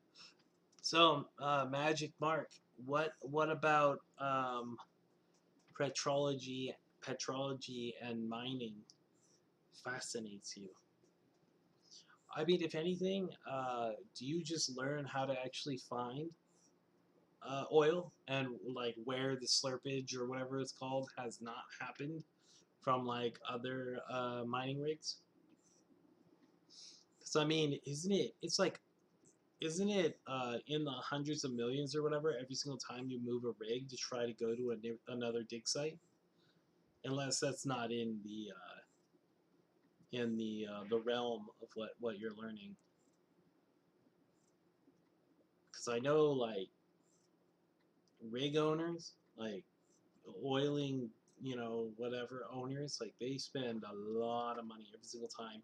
They have to basically have somebody or a few guys, a whole team of them, sit there and go, I believe it's right here on the map. And they'll be like, but our rig's right here. Is there going to be any slurpage? Which, if you don't know, you haven't seen, there will be blood. Slurpage is when, you sit there and you have rigs all over the place or whatever, and one rig basically sucks up all the oil in the area. At least that's what I learned from Daniel Day Lewis on There Would Be Blood. Also, I found out that he was able to get away with it.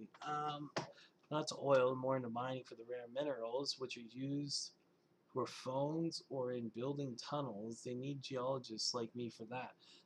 I can see that. I mean, maybe Magic Mark is one of the people that will allow us to get those homes like in the Jetsons, all big like the Space Needle in Seattle because of the rare minerals that he'll be able to find. No, seriously, that's pretty cool. No joke on that one. That's pretty cool. You got to be kind of a smart fellow for that, don't you? To become a geologist, learn about rocks and minerals. And oh my God, do you actually have to go down into the mining tunnels? Like that's got to be some shit. I'm not. Oh no, no, no. I'm not saying that. Oh no, no. Oh no, no, no.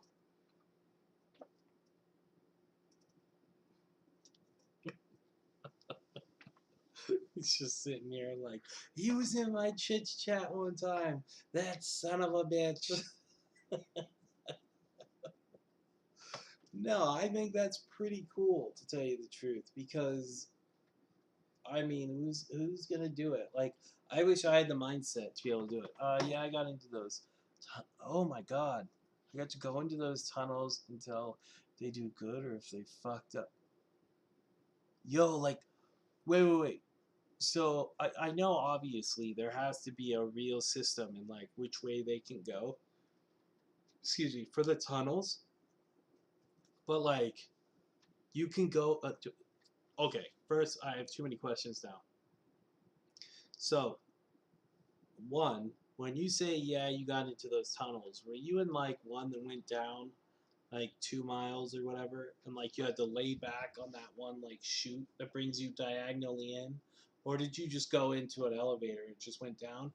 And then my next one would be is when you say you're the guy that goes into the tunnels and tell if they do good work or they fucked up. Not yet, but I can do that. God, does that like are you down with that? Like you're that's some freaky shit, man. That's some freaky shit. Like so I would assume like you would have to know oh yeah, I want to do that. Good for you. No, like seriously, like anytime someone is passionate about something, good money in there. Ah, there it is. There it is. No, I mean anytime like hey, before my my disease hit me, like when I found out like it wasn't gonna allow me to do a lot of stuff, I wanted to be a I wanted to be an ocean welder. Like I seriously wanted to be the type of person, and I forget what it's called. Um, it's like it's a chemical. Damn, what's it called? It basically allows a diver to stay underwater for like a really long time. You actually have to stay in a tank. It's been so long, I totally forgot what it was. Like when I was 16, 17 years old, I wanted to be a deep sea diving welder. Um, Also a recovery for like sadly for people that had died, and then when I found out that I wouldn't be able to do that because the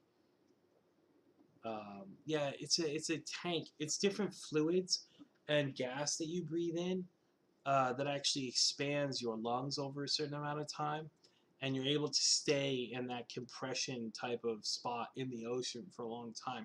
You're literally in a tank, just in the fucking ocean, you know, or I forget what it's called, but like you have to you stay in that tank for like a month or so to basically compress, and then about a month and a half to decompress. You don't get the bends and stuff like that.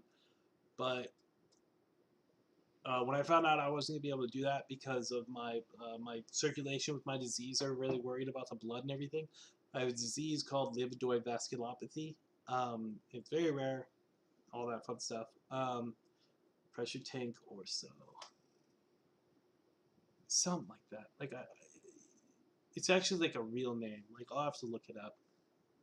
Um, but they I was told that I wouldn't be able to do it, basically because doctors were worried about my circulation, so on. So then I wanted to become a smoke jumper for wildland firefighting, and I did my wildland firefighting training. Passed it. Was going to become an intern at the fire station near me, and then try to work around what I could, and then take the firefighting exam. You know, of course, with like 2,000 other people, 1,500, 2,000 other people. I wasn't able to do that because of the weight and me having ulcers at the time in my feet and my legs and all of that stuff. So my younger brother actually became a firefighter. He's a firefighter, paramedic. Yeah, both of my brothers are doing pretty well for themselves. Let's see real quick. Let me see what it's called. Deep sea.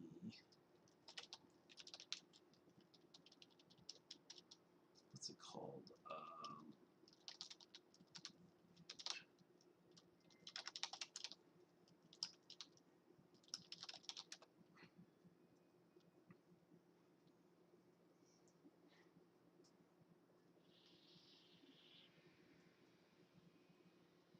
Yeah, saturation diving.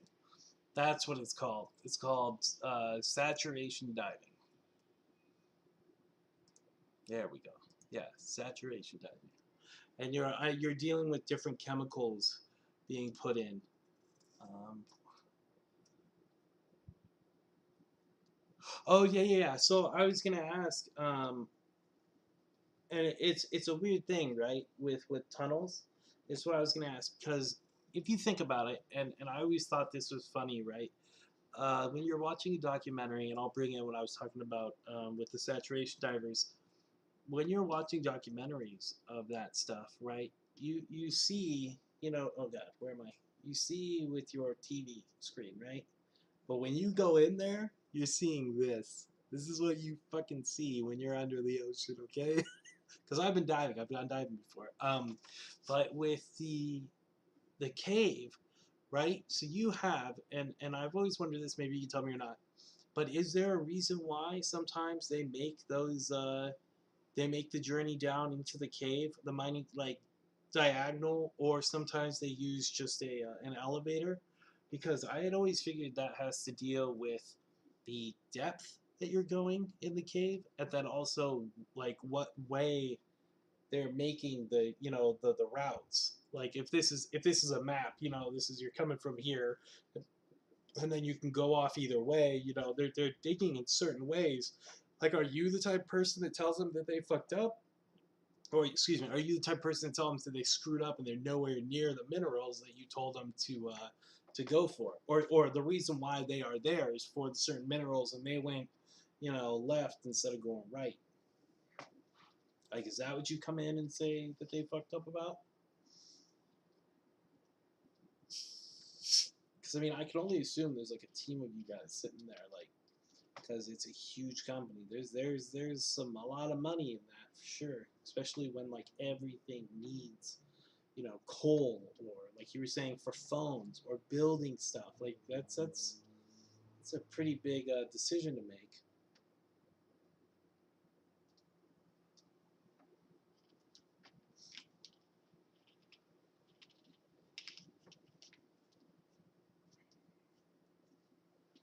I know I asked you like two, three questions in that, but and Duria, seriously, homie, like I still don't get why you're not allowed to sit down, because there are people that learned how to fall asleep while standing up.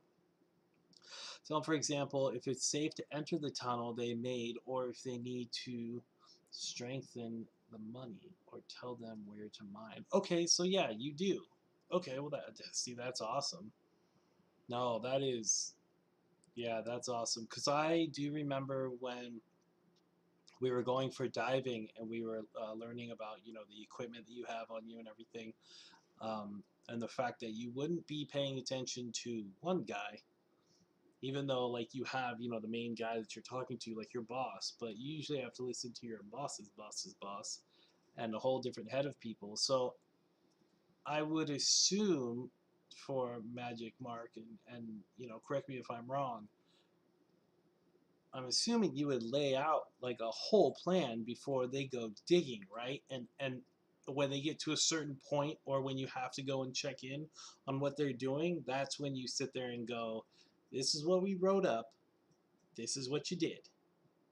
Okay.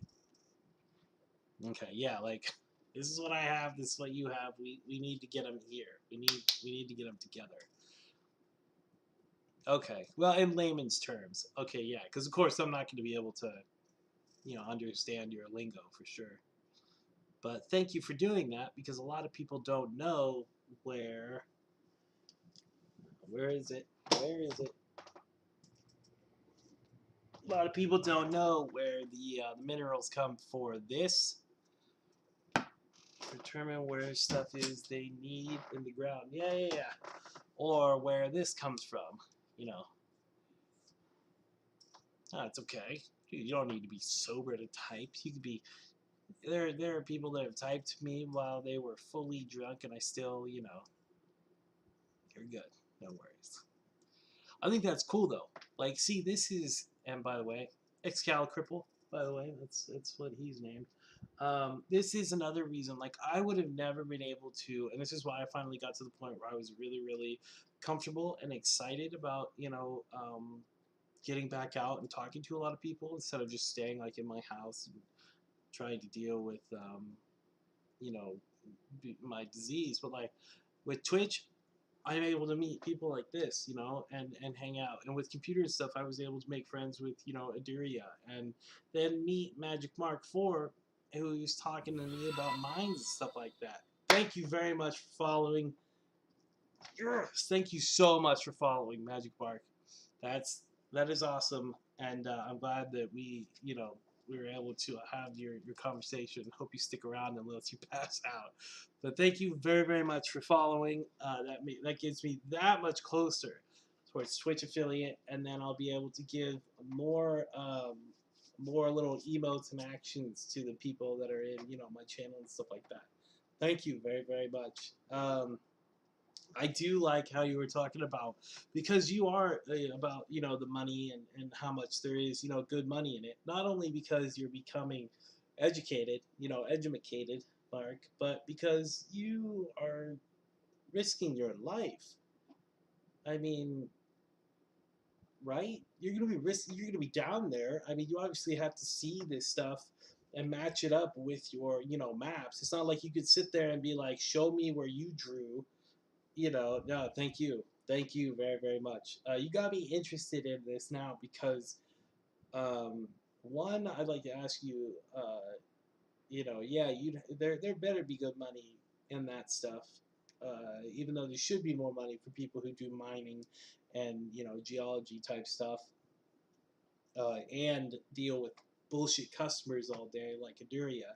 But you're I mean, do you know at this point? Do you know at this point whether or not you'd be spending more time inside of caves or more times dealing with? Yeah, and it's not in my home country as well. They probably speak an unknown language. Oh my gosh! So yeah, you got that too. So wait a minute. See, this is weird, right? So with the license that you're gonna get, or certificate or degree or whatever you get, right? You're able to use that in different countries as like, hey, look at me, like I did this, I'm certified, I'm good, right? Like so, like you're saying, you can deal with people in different countries and not have to go through another like learning period for like that area. And I only bring that up because from what I know with like medical stuff and the doctors that I've met while being in hospitals, I've had like 50, 60-year-old doctors from like Germany or Europe. That's in fact, this degree is well respected worldwide in the field of the science. Good for you. Yo, hey, good for you. No joke. Anytime that people can kick ass and bust ass and be in that area, good for you. If it was past 5 o'clock, I'd add some vodka to the Sprite. But one, I don't really drink, and two, I don't think I have any vodka. But the weird thing is, with medical licenses, you would think that somebody from Germany or Europe would be able to come over to the United States and use their medical license and be able to practice. But nope, they can't do that. Like I've had men from the geology department in the Netherlands is one of the best worldwide. A lot of Dutch people become professors in the U.S. That's the thing, though, right? Like a lot of people will come to the U.S., go to like Harvard, like law schools, and all this stuff, and then go back to their countries. It's so weird that I don't know if it's maybe just in the United States, like for medical or for law and stuff like that. Like if you get it in the United States, it's able to be used. That certificate or degree is able to be used anywhere in the world. But like I was saying, with people in like Germany or Europe, like I met this German ulcer clinic doctor who had dealt with ulcers in Germany for like 30 years. He came to America, couldn't practice, couldn't open up anything until he met the requirements of the United States for his ulcer certificate. It was crazy. After they're studying, I get a job in the U.S., but I'm planning to move to Finland or Norway.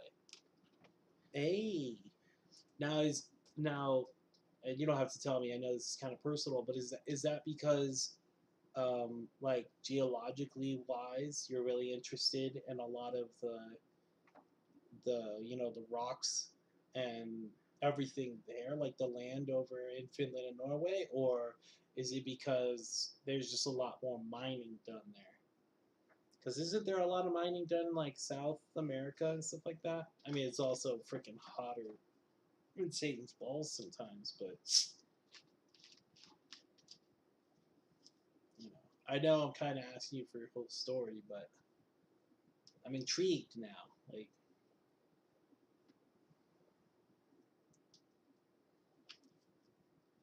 I've never met somebody that deals with this. It is geologically wise, but the nature is better, more mining there, more quiet. Oh, come on! I'm not from the U.S. I'm from the Netherlands. Oh, okay. You don't like it so loud here? Really, that might be too much. Oh, come on! No! I don't piece this out in all one deal. Don't. Come on, this is like 2 days. Come on, this is what is this? This is only yeah 1 liter. It's only 1 liter. Come on, really?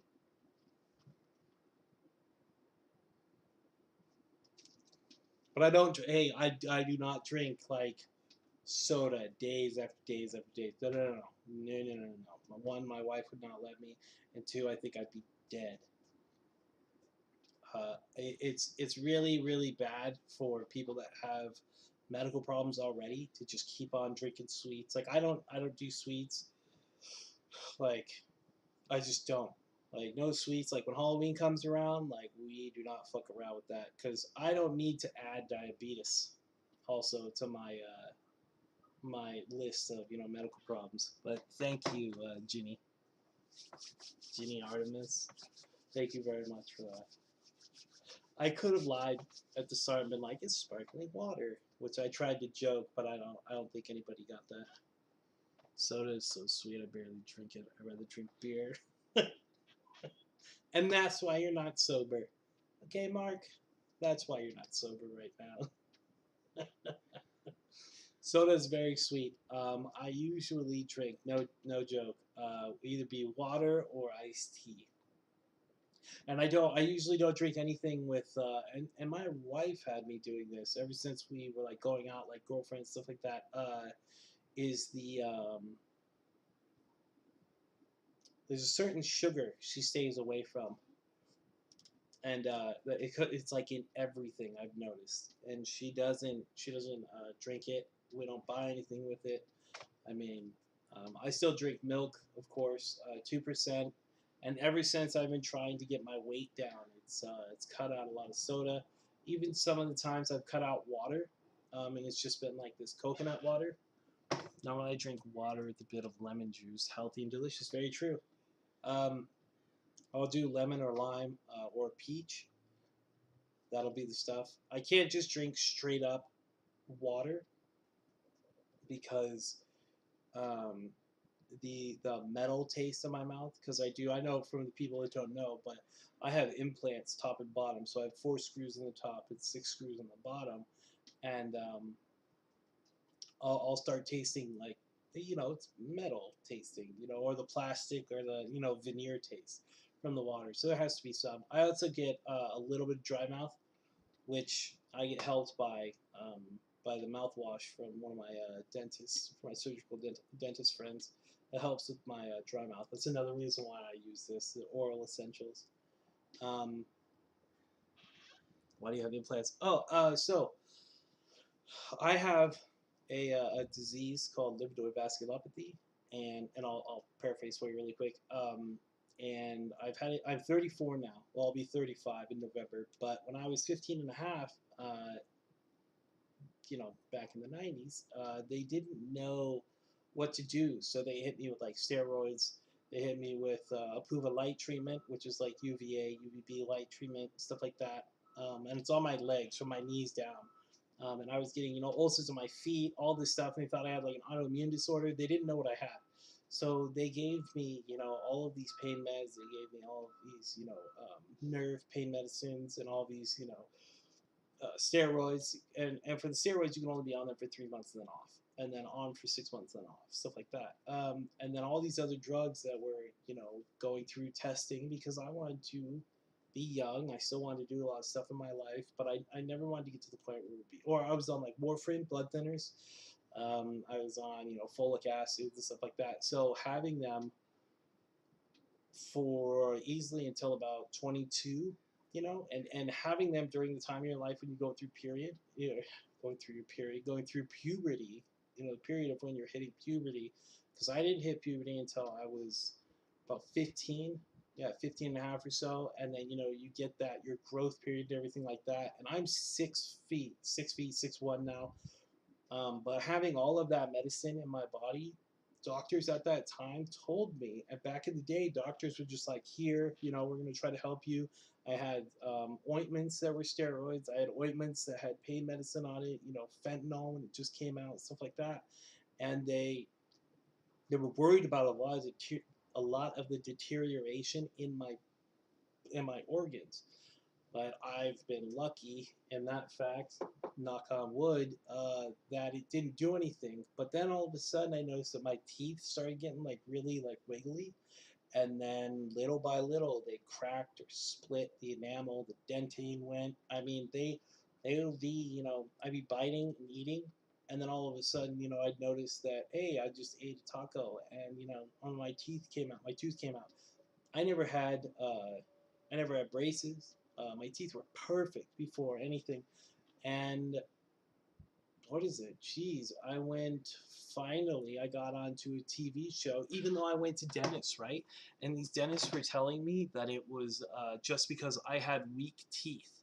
Just because, hey, even though when I told them that my brothers had braces and I didn't need them, they were like, oh yeah, well your family might have like a weak enamel or a weak dentin, like a protective area around your teeth.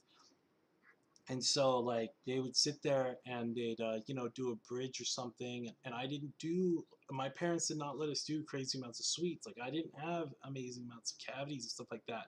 It was always learn hygiene, because one day you're gonna want to meet a girl, and you're gonna want to get married, or you're gonna want to have friends and they don't want to be around the smelly person, stuff like that. And so I was doing all of this medical stuff, 15, 16 years, 17, 18, 19, 20, stop going to school because of it, 21, 22, 23, 24, 25, 26, 27, 28, just keep on going until I finally got, and kept on going to dentists, and they would sit there and they'd be like, oh yeah, well just, keep brushing, keep doing this, and come in every single month instead of 6 months, and we'll help you, we'll put on, caps or veneers or something like that.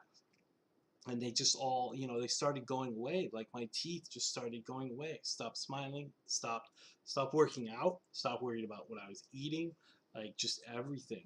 And got pretty big, got pretty fat. And then like I wrote in after met my girlfriend in 20, or my wife now, in 2012, and then few years later, as she's helping me get thin and we're, eating right, I got onto a TV show that got me in touch with a surgical dentist named Dr. Karash Madahi, and he used like these machines that cost millions of dollars to see what was going on with my mouth. And he found out that all of the medicine had basically deteriorated all of my mouth, all of the protective casings, everything, down to the nerves, and there was some sort of like bacteria or infection in my jaw, like all around in my jaw. And he then went in and was actually like was able to, and at this point I still had all 32 of my teeth, by the way. It was just that my gums like lipped over the areas that was like open or torn off, like where the like if this was a tooth and I like it tore off or it broke off, it'd still be right here, and the gum kind of just folded over it to protect the nerve, so it was still kind of just like little teeth parts and stuff. And he, yeah, went through and told me that I was going to die within easily a year because of this infection and how close it was to my sinuses, and it could just go straight up into my brain. So he was nice enough, and I was lucky enough to sit there and get $114,000 worth of surgical and medical and dental, all of this stuff done to my mouth, where it's I have 4 screws on the top and I have 6 screws down at the bottom, and I got lucky enough to where a lot of people they don't know these are full on dentures or implants. I've seen implants. They don't come out. Like I said, they're screwed into my skull, so these are going to be with me until well after I pass. So that's why I have implants, is because one, it was really really it was just kind of the factors because of my medical history, and it's pretty insane. What was crazier is that when I went back, because I was pissed, right? Um, where am I? I'm in California, United States. I pretty much lived during the time when, and a lot of people don't know this, but doctors used to give out medicine a lot. Yeah, no, my life has actually gotten really really good from that. I started getting a lot of my self esteem back, and that's why I started about 3 months ago, started doing Twitch, because I wanted to try to get back out there, because I can't just walk out now and talk to people, because that's a lot harder than it used to be, oddly enough. But I get to meet people from all over the world. I mean, hell, like you know, I, this is amazing. I miss talking to people for the longest time. It was really weird. And just I always felt bad because my poor wife, like she'd have to deal with, hours upon hours of me just talking. And then, luckily enough, she had friends that now I've become friends with, and I can talk to them, online when I go online. But yeah, I live in California, United States, and that's just, yeah, I got really really lucky in that sense, because none of the other dentists told me that I had this infection. Like and none of them, and I don't know if I can fault them for that or anything, but they didn't have strong enough x-ray machines or machines to actually see it. Like when I would bring them the x-rays that I did get from dentists around where I was, excuse me, they would sit there, and my doctor was like, no no no no no, you can't see anything in this, hold on a second. It would bring me into the other room and use this huge ass machine on me. I think it's hard to connect IRL. Yeah, I had some shit which made me very unsure, but it's good that you're doing good. Thank you. That's why earlier I was saying it's good shit that you're doing like geological stuff, because you're gonna be out and about. I mean, you're gonna be able to see so many things that so many people don't usually see. You're gonna be closer to the core of the world, even though it's still pretty far. You're gonna be down closer to the core of the whole world, closer than anybody else. Think about that. That is huge. That is so fucking cool. Like I love the idea of uh, space and all that stuff, and the ocean, as I wanted to be a diver. But yeah, man, you get to deal with that for sure. Saturation diver. Once again, I had to look it up because I totally forgot what the hell it was. 15, 16 years old. I loved swimming. Jeez, that I love swimming. Um, yeah, and I can't go swimming now just because I have ulcers, and holes like all over my feet and the scar tissue and stuff. It kind of weirds people out. They get really freaked. Like I was at a 24-hour fitness, just doing like a lot of barbells and dumbbells and stuff like that before I saved up to get my own. And I of course I would always wear sandals, and then I have things called Una boots, which is basically, if you think about it, hardcore ace bandage wrapped around. It's basically a wound wrap, because I have wounds on my feet all the time, and they hurt like hell. But when I didn't have any wounds, I'd still have the scars and like the scar tissue from having. If this was my foot, I'd have an ulcer that would be, the whole, side of my foot, and you'd be able to see in and just see the different layers of, tendons and bone. I've seen my fucking feet bone a bunch of times over the span of having this disease, and it's pretty cool. It's pretty interesting. It scares the hell out of me because I'm always worried that I'm gonna catch like staph or MRSA or something again, big old fucking infection. But keep clean, keep yourself clean, do good. But a lot of people get really worried when someone with like scars all over their feet and their like legs, because it only goes from my knees down. That's it. Nowhere else on my body.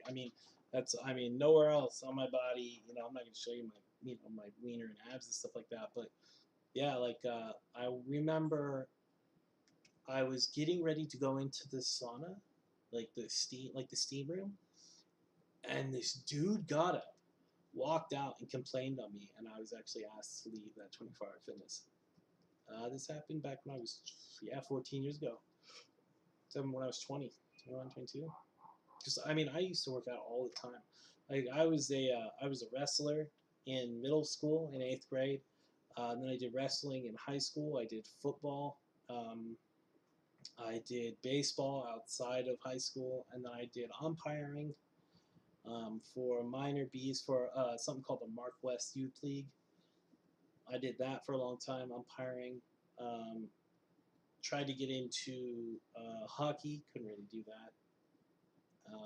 I always got scared with hockey, like actually stopping, like just sitting there and putting all your weight like to the side. Like I can move and I could roller skate and skateboard and stuff like that, but just doing that stop always freaked the fuck out of me with ice, because ice is it's not comfy to fall on people. It's just the news if you don't know that. But yeah, um, there's so many things, so many people on Twitch just talking to you. It's so cool because those are the experiences that you guys have, and you know I always think like how kind of like I know I'm lucky in the fact that I can go to Google Maps, right? Because I can't really, if I can go out, I can't go out that far by myself, because if I fall down, I'm fucked. Like, if I can't get back up, I got to call fucking, that's the whole thing.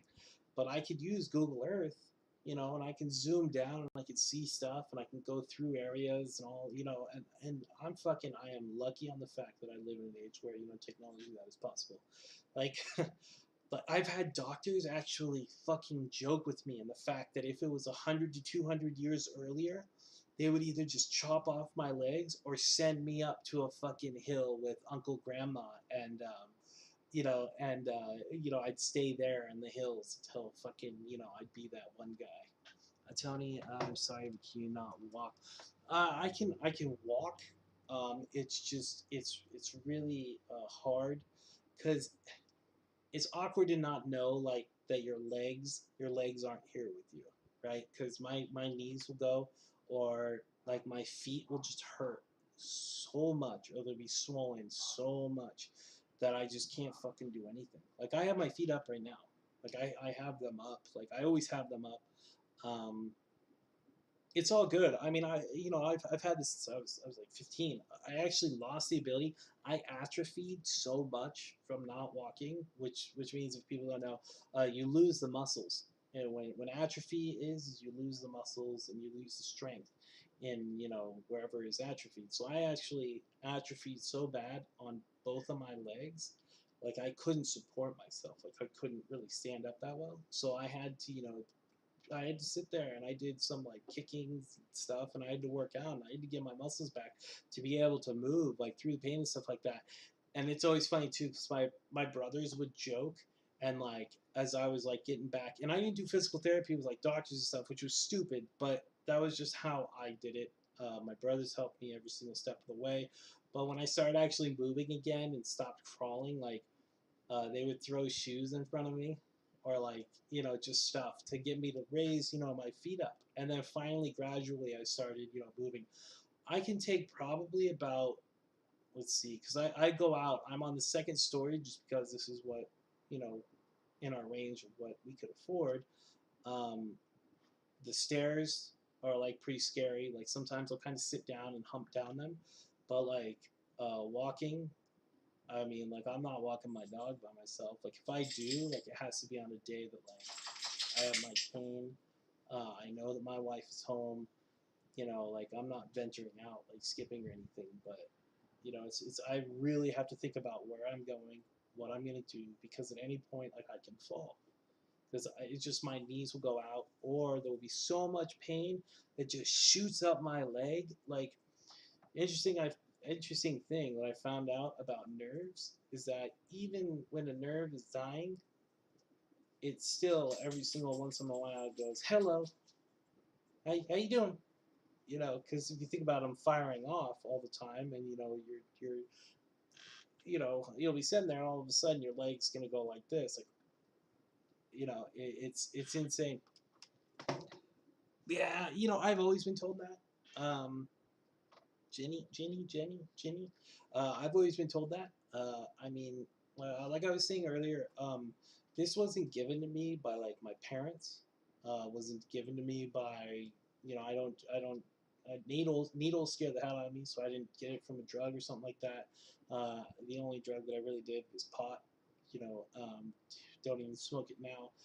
Um, you know, I didn't get it from some weird fungus or whatever. Like it was just I was born with this. No one in my family, both sides of my parents' family, has ever had this. It's just one of those things. So I've always had the want to you know have people smile and exchange. You know, thank you very much. I mean, I don't. I you know I always it's cool just because um, the one thing that I've learned is that you know, there really is no one that I can get pissed off about. I mean, I bitch like you know I'll sit there and I'll talk to my wife like if she sits there and she goes, "Hey, can you walk the dog?" and I'll sit there and be like, "Really? Like who's the one that can fucking walk and who's the one that can't?" Then she'll turn to me and she'll be like, "If you stop fucking walking, if you stop trying to do what you're gonna do, then you're gonna be atrophied or you know it's just gonna be bad. Like, you cannot. You have to be mobile in some way." And I mean that is true. I've seen people that mentally and physically just they can't do it or they won't do it, and I feel bad for them because it's almost like the one thing that I really have a problem about is that I can't evolve in my situation. You know, getting kind of personal with you guys. Like in my fucking situation, I like I could go and I could like try to get a job right now, and the government's really good at like working with people that are trying to get off disability because there are a lot of people out there that are fucking getting disability and stuff that are faking it, and they're making a really good living on it. But like I could go and try to work somewhere, but my disease hits so randomly, and I'm always in so much pain that I need to be sitting down 24/7. But here's the other thing I'm on very high levels of medicine that which once I've weaned myself, I could not walk, I could not move, could not do anything. It's so much pain, like it's so bullshit that it pisses me off that I'm in this small and doctors, you know, have agreed with me. Doctors have actually told me, no, you're not going back to work. You cannot work. You cannot do this. Um, and they've had other doctors, you know, dermatologists, hematologists, you know, I every single doctor that has dealt with me has been like, hey, you need to know one, don't have hope because it's a scary thing, because this is a very very rare disorder, very rare disease, even for men to have it, even when you're young, your age, and then two, did you ever want to do programming? I actually wanted to, but to keep the focus sometimes while you're, I sit on my ass like all day at home. Yeah, you know, one of the main things I wanted to do was start learning more and more about programming and start learning more and more about computers. But a lot of places or a lot of people don't have that much confidence on people when they're on certain medicines. Especially if they're seen as, you might not know this, but Class A drugs, which are some medicines that people in the world have used in some way to either make their drugs, like cocaine or heroin or methadone or whatever, worse. The government, then the federal government, stuff like that, then brings all of these, you know, harmless drugs at one point. They put them in a very, very high category. Are you on opioids? Yeah, yeah. That's, I mean, we could But yeah, with Class A's and stuff like that, which I am on a few Class A's, people at jobs will not hire someone like that. And I can understand that because a lot of people are the way they are with medicines. So, I mean, there are some people that can handle it, and there are some people that sadly the doctors didn't really help them, or they didn't have a good, support group with them. So, but I've also been on these since I was easily. Do you have to? Do you have to disclose that information? I would have to actually, because one, I'd be going through the government to help me get a job somewhere, and if this government company, or if this government was working with the government company and stuff like that, they'd sit there and say, look, this person's on Medicare, or this person's on Medicaid, this person's on whatever, so on and so on. This is what they can do. This is what they can't do, and they'll work with you for about 6 months or so. And if you can't fulfill the regular jobs of that, which if you've ever been to a job, they actually, I used to actually hire and fire people at a place called Life Enhancement, well, not fire, but at like a place called Lakes Marketing Group or Life Enhancement Products. Because I worked a while with this disease. Like even when I was pain and I had to switch, my socks out because of like the blood and the mucus and stuff. Excuse me, from the the blisters and the holes and the ulcers. Because I used to just sit there and take medicated gauze pads and put them under an ace bandage, and then put my socks on, put my shoes on very loosely, never tied them, and then go to work and try to work. Um, and usually by 12 o'clock, because I do like 6 o'clock to 12, take my lunch, go into my truck, take my shoes off, my socks off, and rebandage and clean and rebandage myself and stuff like that, and then go back to work. And I did that for as long as I could until like it was just tears. Like I could not get back to work. But you do have to disclose that stuff because it's going to be around people, because it is a Class A drug that is around other people. And because if, say, all of a sudden, and this is one thing, I've never fucked with my medicine. Like, it blows my mind when I think about people that sit there and they go like, oh, hey, buddy, guess what I got for my problem? Because this is medicated to me, you should take this. Like that's scary shit, because my body is so like high up, or my body takes the medicine differently than your body does. It's pretty fucked up and scary what people do, and that's a lot of the time how a lot of people die because they don't know the difference. But I'm not getting into that. So say if you're a store owner and all of a sudden you get a new person in, I don't disclose that to you, and then all of a sudden you start noticing that people have they're high at work. Like, why are they high at work? Why is this going on? Oh, the new factor. It's this person. So you do have to disclose a lot of things when you're coming from my end. If you were coming from my end. I know that, like on regular jobs, you don't have to tell people why you were fired or why you like left your last job. I know that. The other thing is I have thought about doing stuff with computers. I have tried to teach myself, and even though there's a lot of things on the internet, that are free, and it has to be free because I do not have the money to do that. I don't have the money to do it because of government. It's from the government. I don't make a lot of money. It is how it is. I have a roof over my head, a wife. I have food. You know, we have food. Um, you know, might not be as much food as other people, but we have food. We're doing our due. But it, it is what it is. Like I can't. For me to learn, I need to talk to someone. I need to bounce these ideas off of someone and go, like how I just learned how to do YouTube tags, right? Like I was doing my YouTube tags wrong and they weren't coming up correctly when I did a search for it.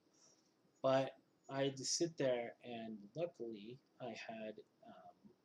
there was somebody else in the area that I live in, and they were just like, hey, kind of saw your tweet the other day, like, are you okay? Do you need some help? And I was like, yeah.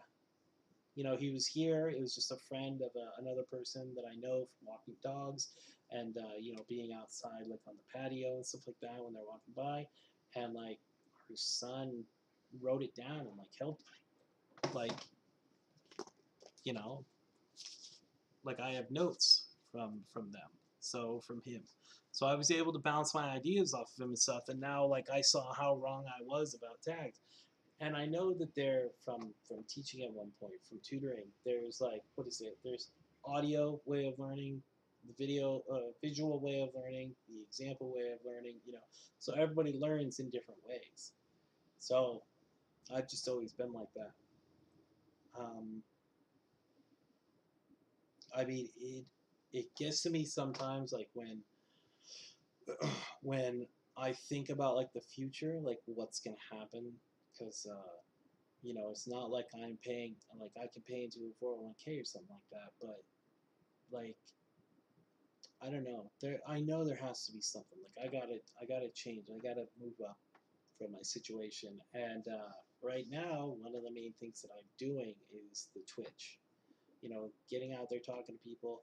This is the most. I would like to thank everybody that's in chat right now. This is the most that I've been able to talk back and forth with people talking back to me, and that is amazing to me. Thank you so much. Like I'm so excited and so like happy inside. Like I want to perambulate a lot more, but I don't want you guys to think how like just crazy insane I am. Like thank you, because like I said, like this is one of the main reasons why I wanted to start doing Twitch and wanted to start so I could get affiliate and hopefully I don't know, in some way make something else fun in chat for you guys, wherever chat is. I think it's over here. So yeah, no problem. I mean, everyone has their stuff. Thank you for telling me about your schooling. Again, I think that's awesome. There are so many more things. What is insane to me is that I remember when I was younger thinking, okay, uh, you know, scuba diving is going to be my main thing, and then couldn't do that anymore because of the disease that hit me. Okay, fireman, I'm going to do that, because I can always help someone in some way. Scuba diving for sadly retrieving or welding. And then firefighting. Hey, 100%. Let's do this. Let's go. Firefighting is really great. Can't really do that. And then I was doing customer service. I worked at a FedEx for a little bit. FedEx Ground. Um, worked at Wood Pontiac Cadillac, like selling cars and helping people, like helping them understand what the maintenance crew were actually going to do with their cars. Um, I actually got in trouble for telling the truth once, and then I had to leave. Uh, like I left. They said they fired me, but I left. That was some scummy ass shit. I worked at a financial insurance company. Helping people with getting like real insurance, like with Transcorp, Transamerica, John Hancock, stuff like that. So I've always wanted to help people in some way, but when you find people that when you find people or you see people that are doing their thing, and then they notice, like, oh, something's happening to me. Like I really did not want to sit there and be like, hey, I have this disease, like I gotta go. But it was just kind of like my body finally caught up with me, and I had to find out what like my new, where my new levels were. Like I knew like stamina wise, I could always go up, and I was always doing stuff, and I was always going out and about. But when finally my body caught up with me, and then also 30 years old, and then also not being a kid anymore, and all this other stuff, like it's just I would have never been able to sit there and think like, okay, like this is what I can do now, this is what I can't do, and kind of bring them together, and like know my body a lot more because of my disease. Back in the day, like it's so funny when I hear people say like, "Oh yeah, my teens I felt like Superman." Like I really did, and I tried to keep that. Like I was doing crazy things like skydiving, blah blah. Even though I'd love to do skydiving, that would be fun as fuck. Um, I really like, you never really think this shit's gonna happen to you, and then how you're gonna deal with it. If it does happen to you.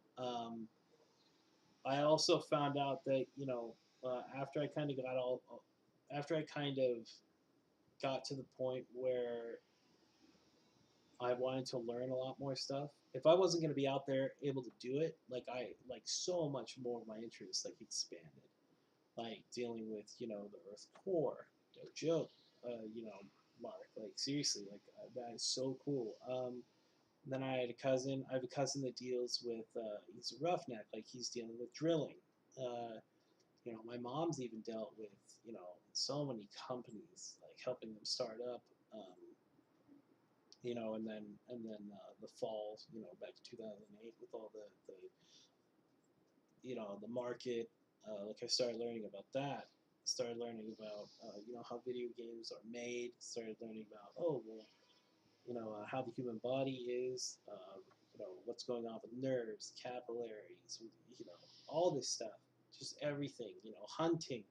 Like I never knew that hunting actually hunters and like the what is it like where they get the ammo and the guns. Like a lot of that money is resourced back into like conservation, like for the animals and for parks and shit like that. Like I never do that.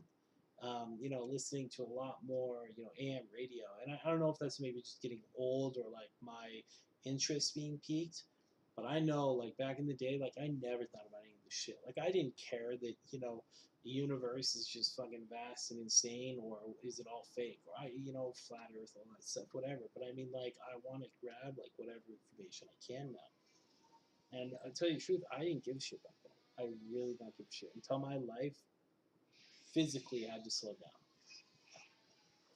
So I don't know. There's enough information out there to where I can't really be bored, and there's stuff like this to where I cannot be bored.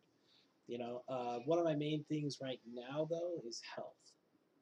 The old saying of "I'm not getting any younger." Like, uh, I have my teeth, and I'm grateful for that every single fucking day. I don't mind hunting. I don't know. Hunters keep populations of animals at a random amount. Yeah, exactly, exactly. you know. But my main thing was is there was like the I don't want to say the NRA, but there was it's the hunting big guys back in the '60s wanted a tax on ammo. And all of that money, it's like $1 trillion, it's like $1 billion, $1 trillion company or like tax now altogether. And not like, $1 billion for ammo, but that tax actually adds up to a lot of money that goes back into the parks. It goes back into, conservation.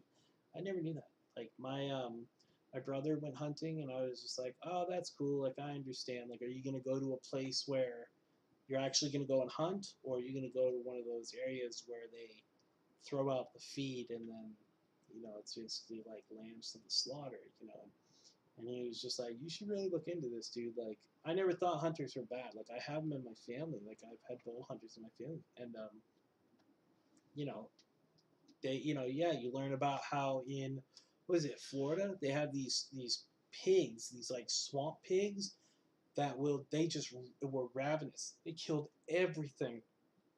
Um, they were killing just everything, even things that were out of their food source. Like, just, they weren't even hungry. They were just fucking mauling them.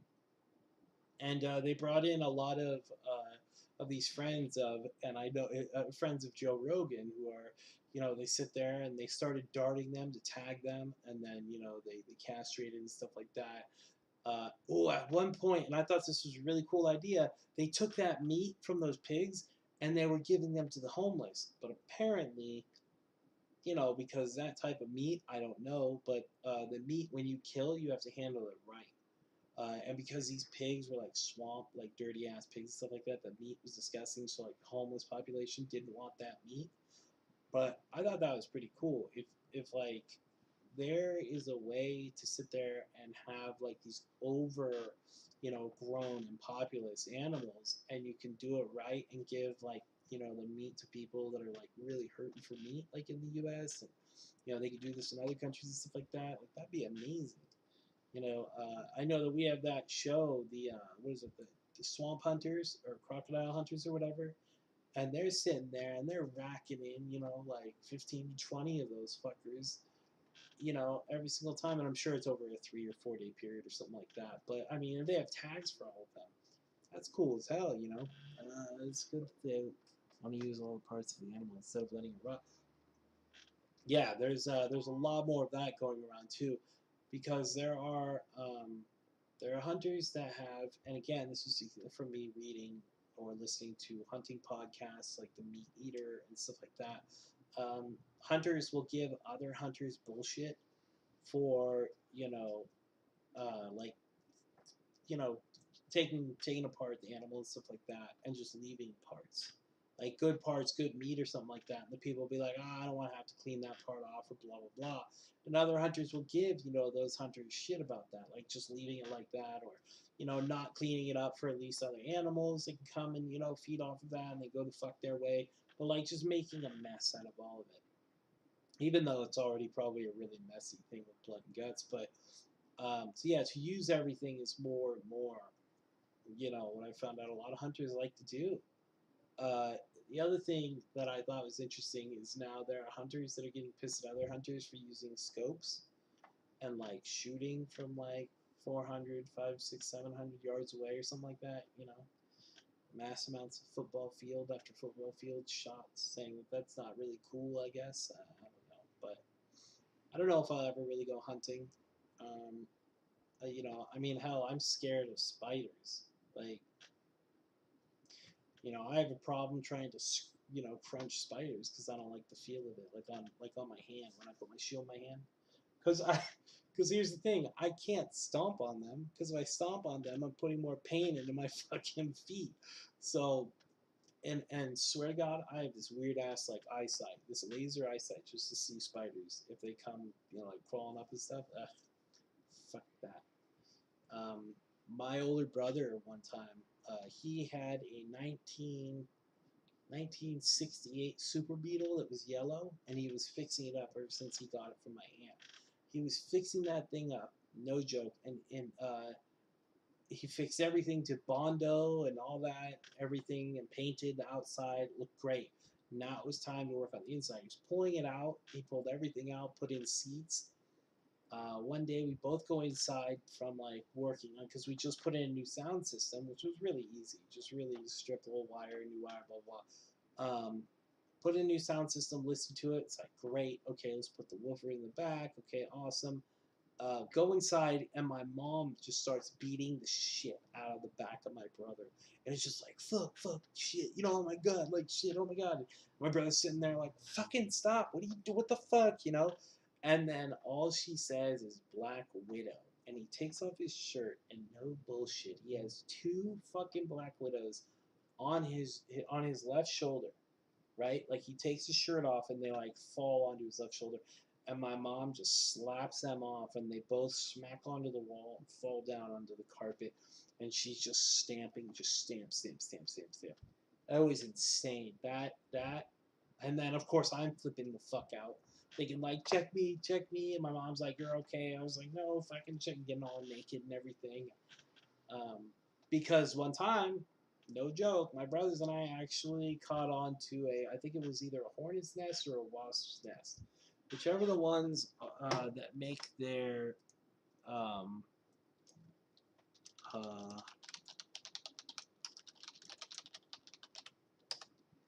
the ones that make their nest in the ground.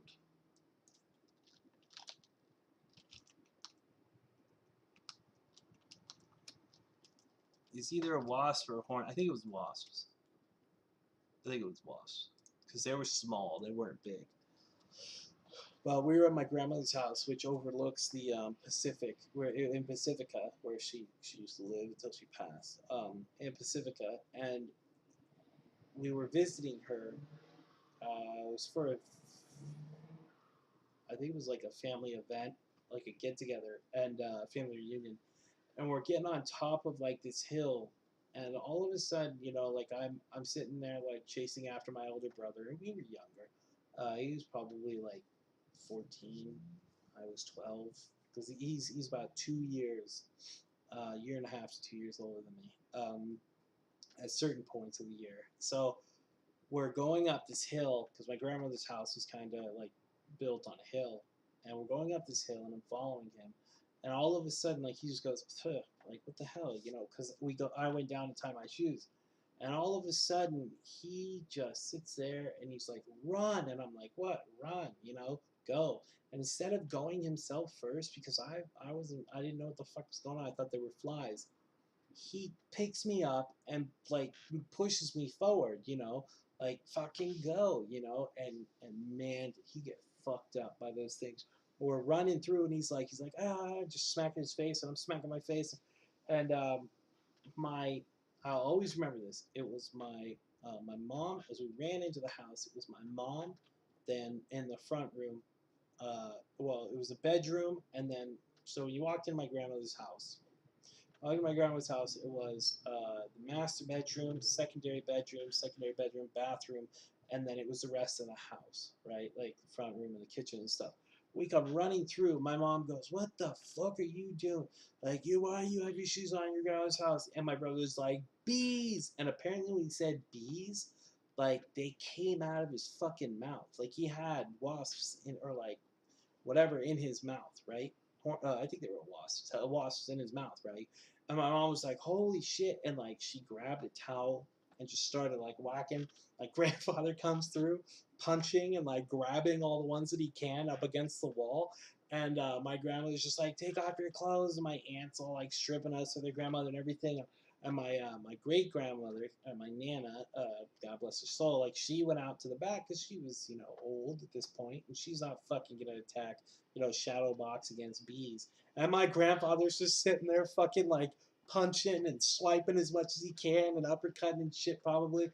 And oddly enough, like yeah, my brother got stung so many fucking times. They were gonna bring him to the hospital because of it. Yeah.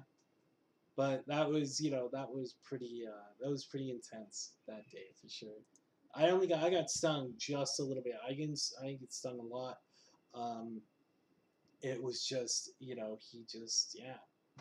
just got hit with it, and I got very very lucky on that. But it's I stay away from bees as well now. I'm a little more calm when it comes to that. But you know what? Okay. So it looks like my wife got home early. I do want to say thank you to everybody that came and joined me today. Thank you very, very much. I know that I have a schedule put up, but I'll go all the way until about 6 usually. But today she came home early, and yeah, no, we got it. So we have to go over some stuff. But okay, thank you very, very much. I want to thank um, Tangerine Brigadine for coming in first of all, and I would like to thank, P Whip Jr.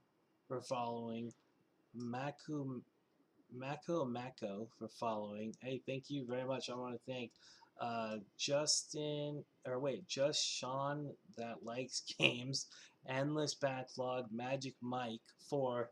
I'd like to thank you all for following me today, and I really do hope to see you again. I really do hope to see you guys again. I usually do play video games while hanging out, talking, camera, video games, and then I do video games on my Xbox One, where I just have my microphone.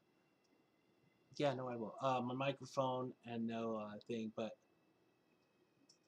Mark. Oh my God, I keep on calling you Mike. It's because I have an uncle who's named Mike. So sorry, Magic Mark. Oh, also because of the movie Magic Mike. You had to have thought about that before you made it, dude. Come on. And if you don't know the movie, Channing Tatum has ruined that name for me. I'm sorry. I didn't even see the movies, both of them, but I know of them. Magic Mark. Come on, Tim. Jeez. Jeez. Sorry on that. Well, thank you very much. I'll probably start making some dinner too. And yeah, thank you as well to Ginny Artemis. Ginny Artemis. Thank you very, very much. Even just for talking, even just for listening, even if you just came in here, and sat back and listened to find out what I was doing. But I am the movie, but I didn't pay attention on that while making the name. It's okay. It's totally cool. No worries. But, as I always say, I'm Tony with Tony Starts, and even if you're starting your morning or your night, just make sure you're smiling, okay? Thank you very, very much. Have a good one. Bye.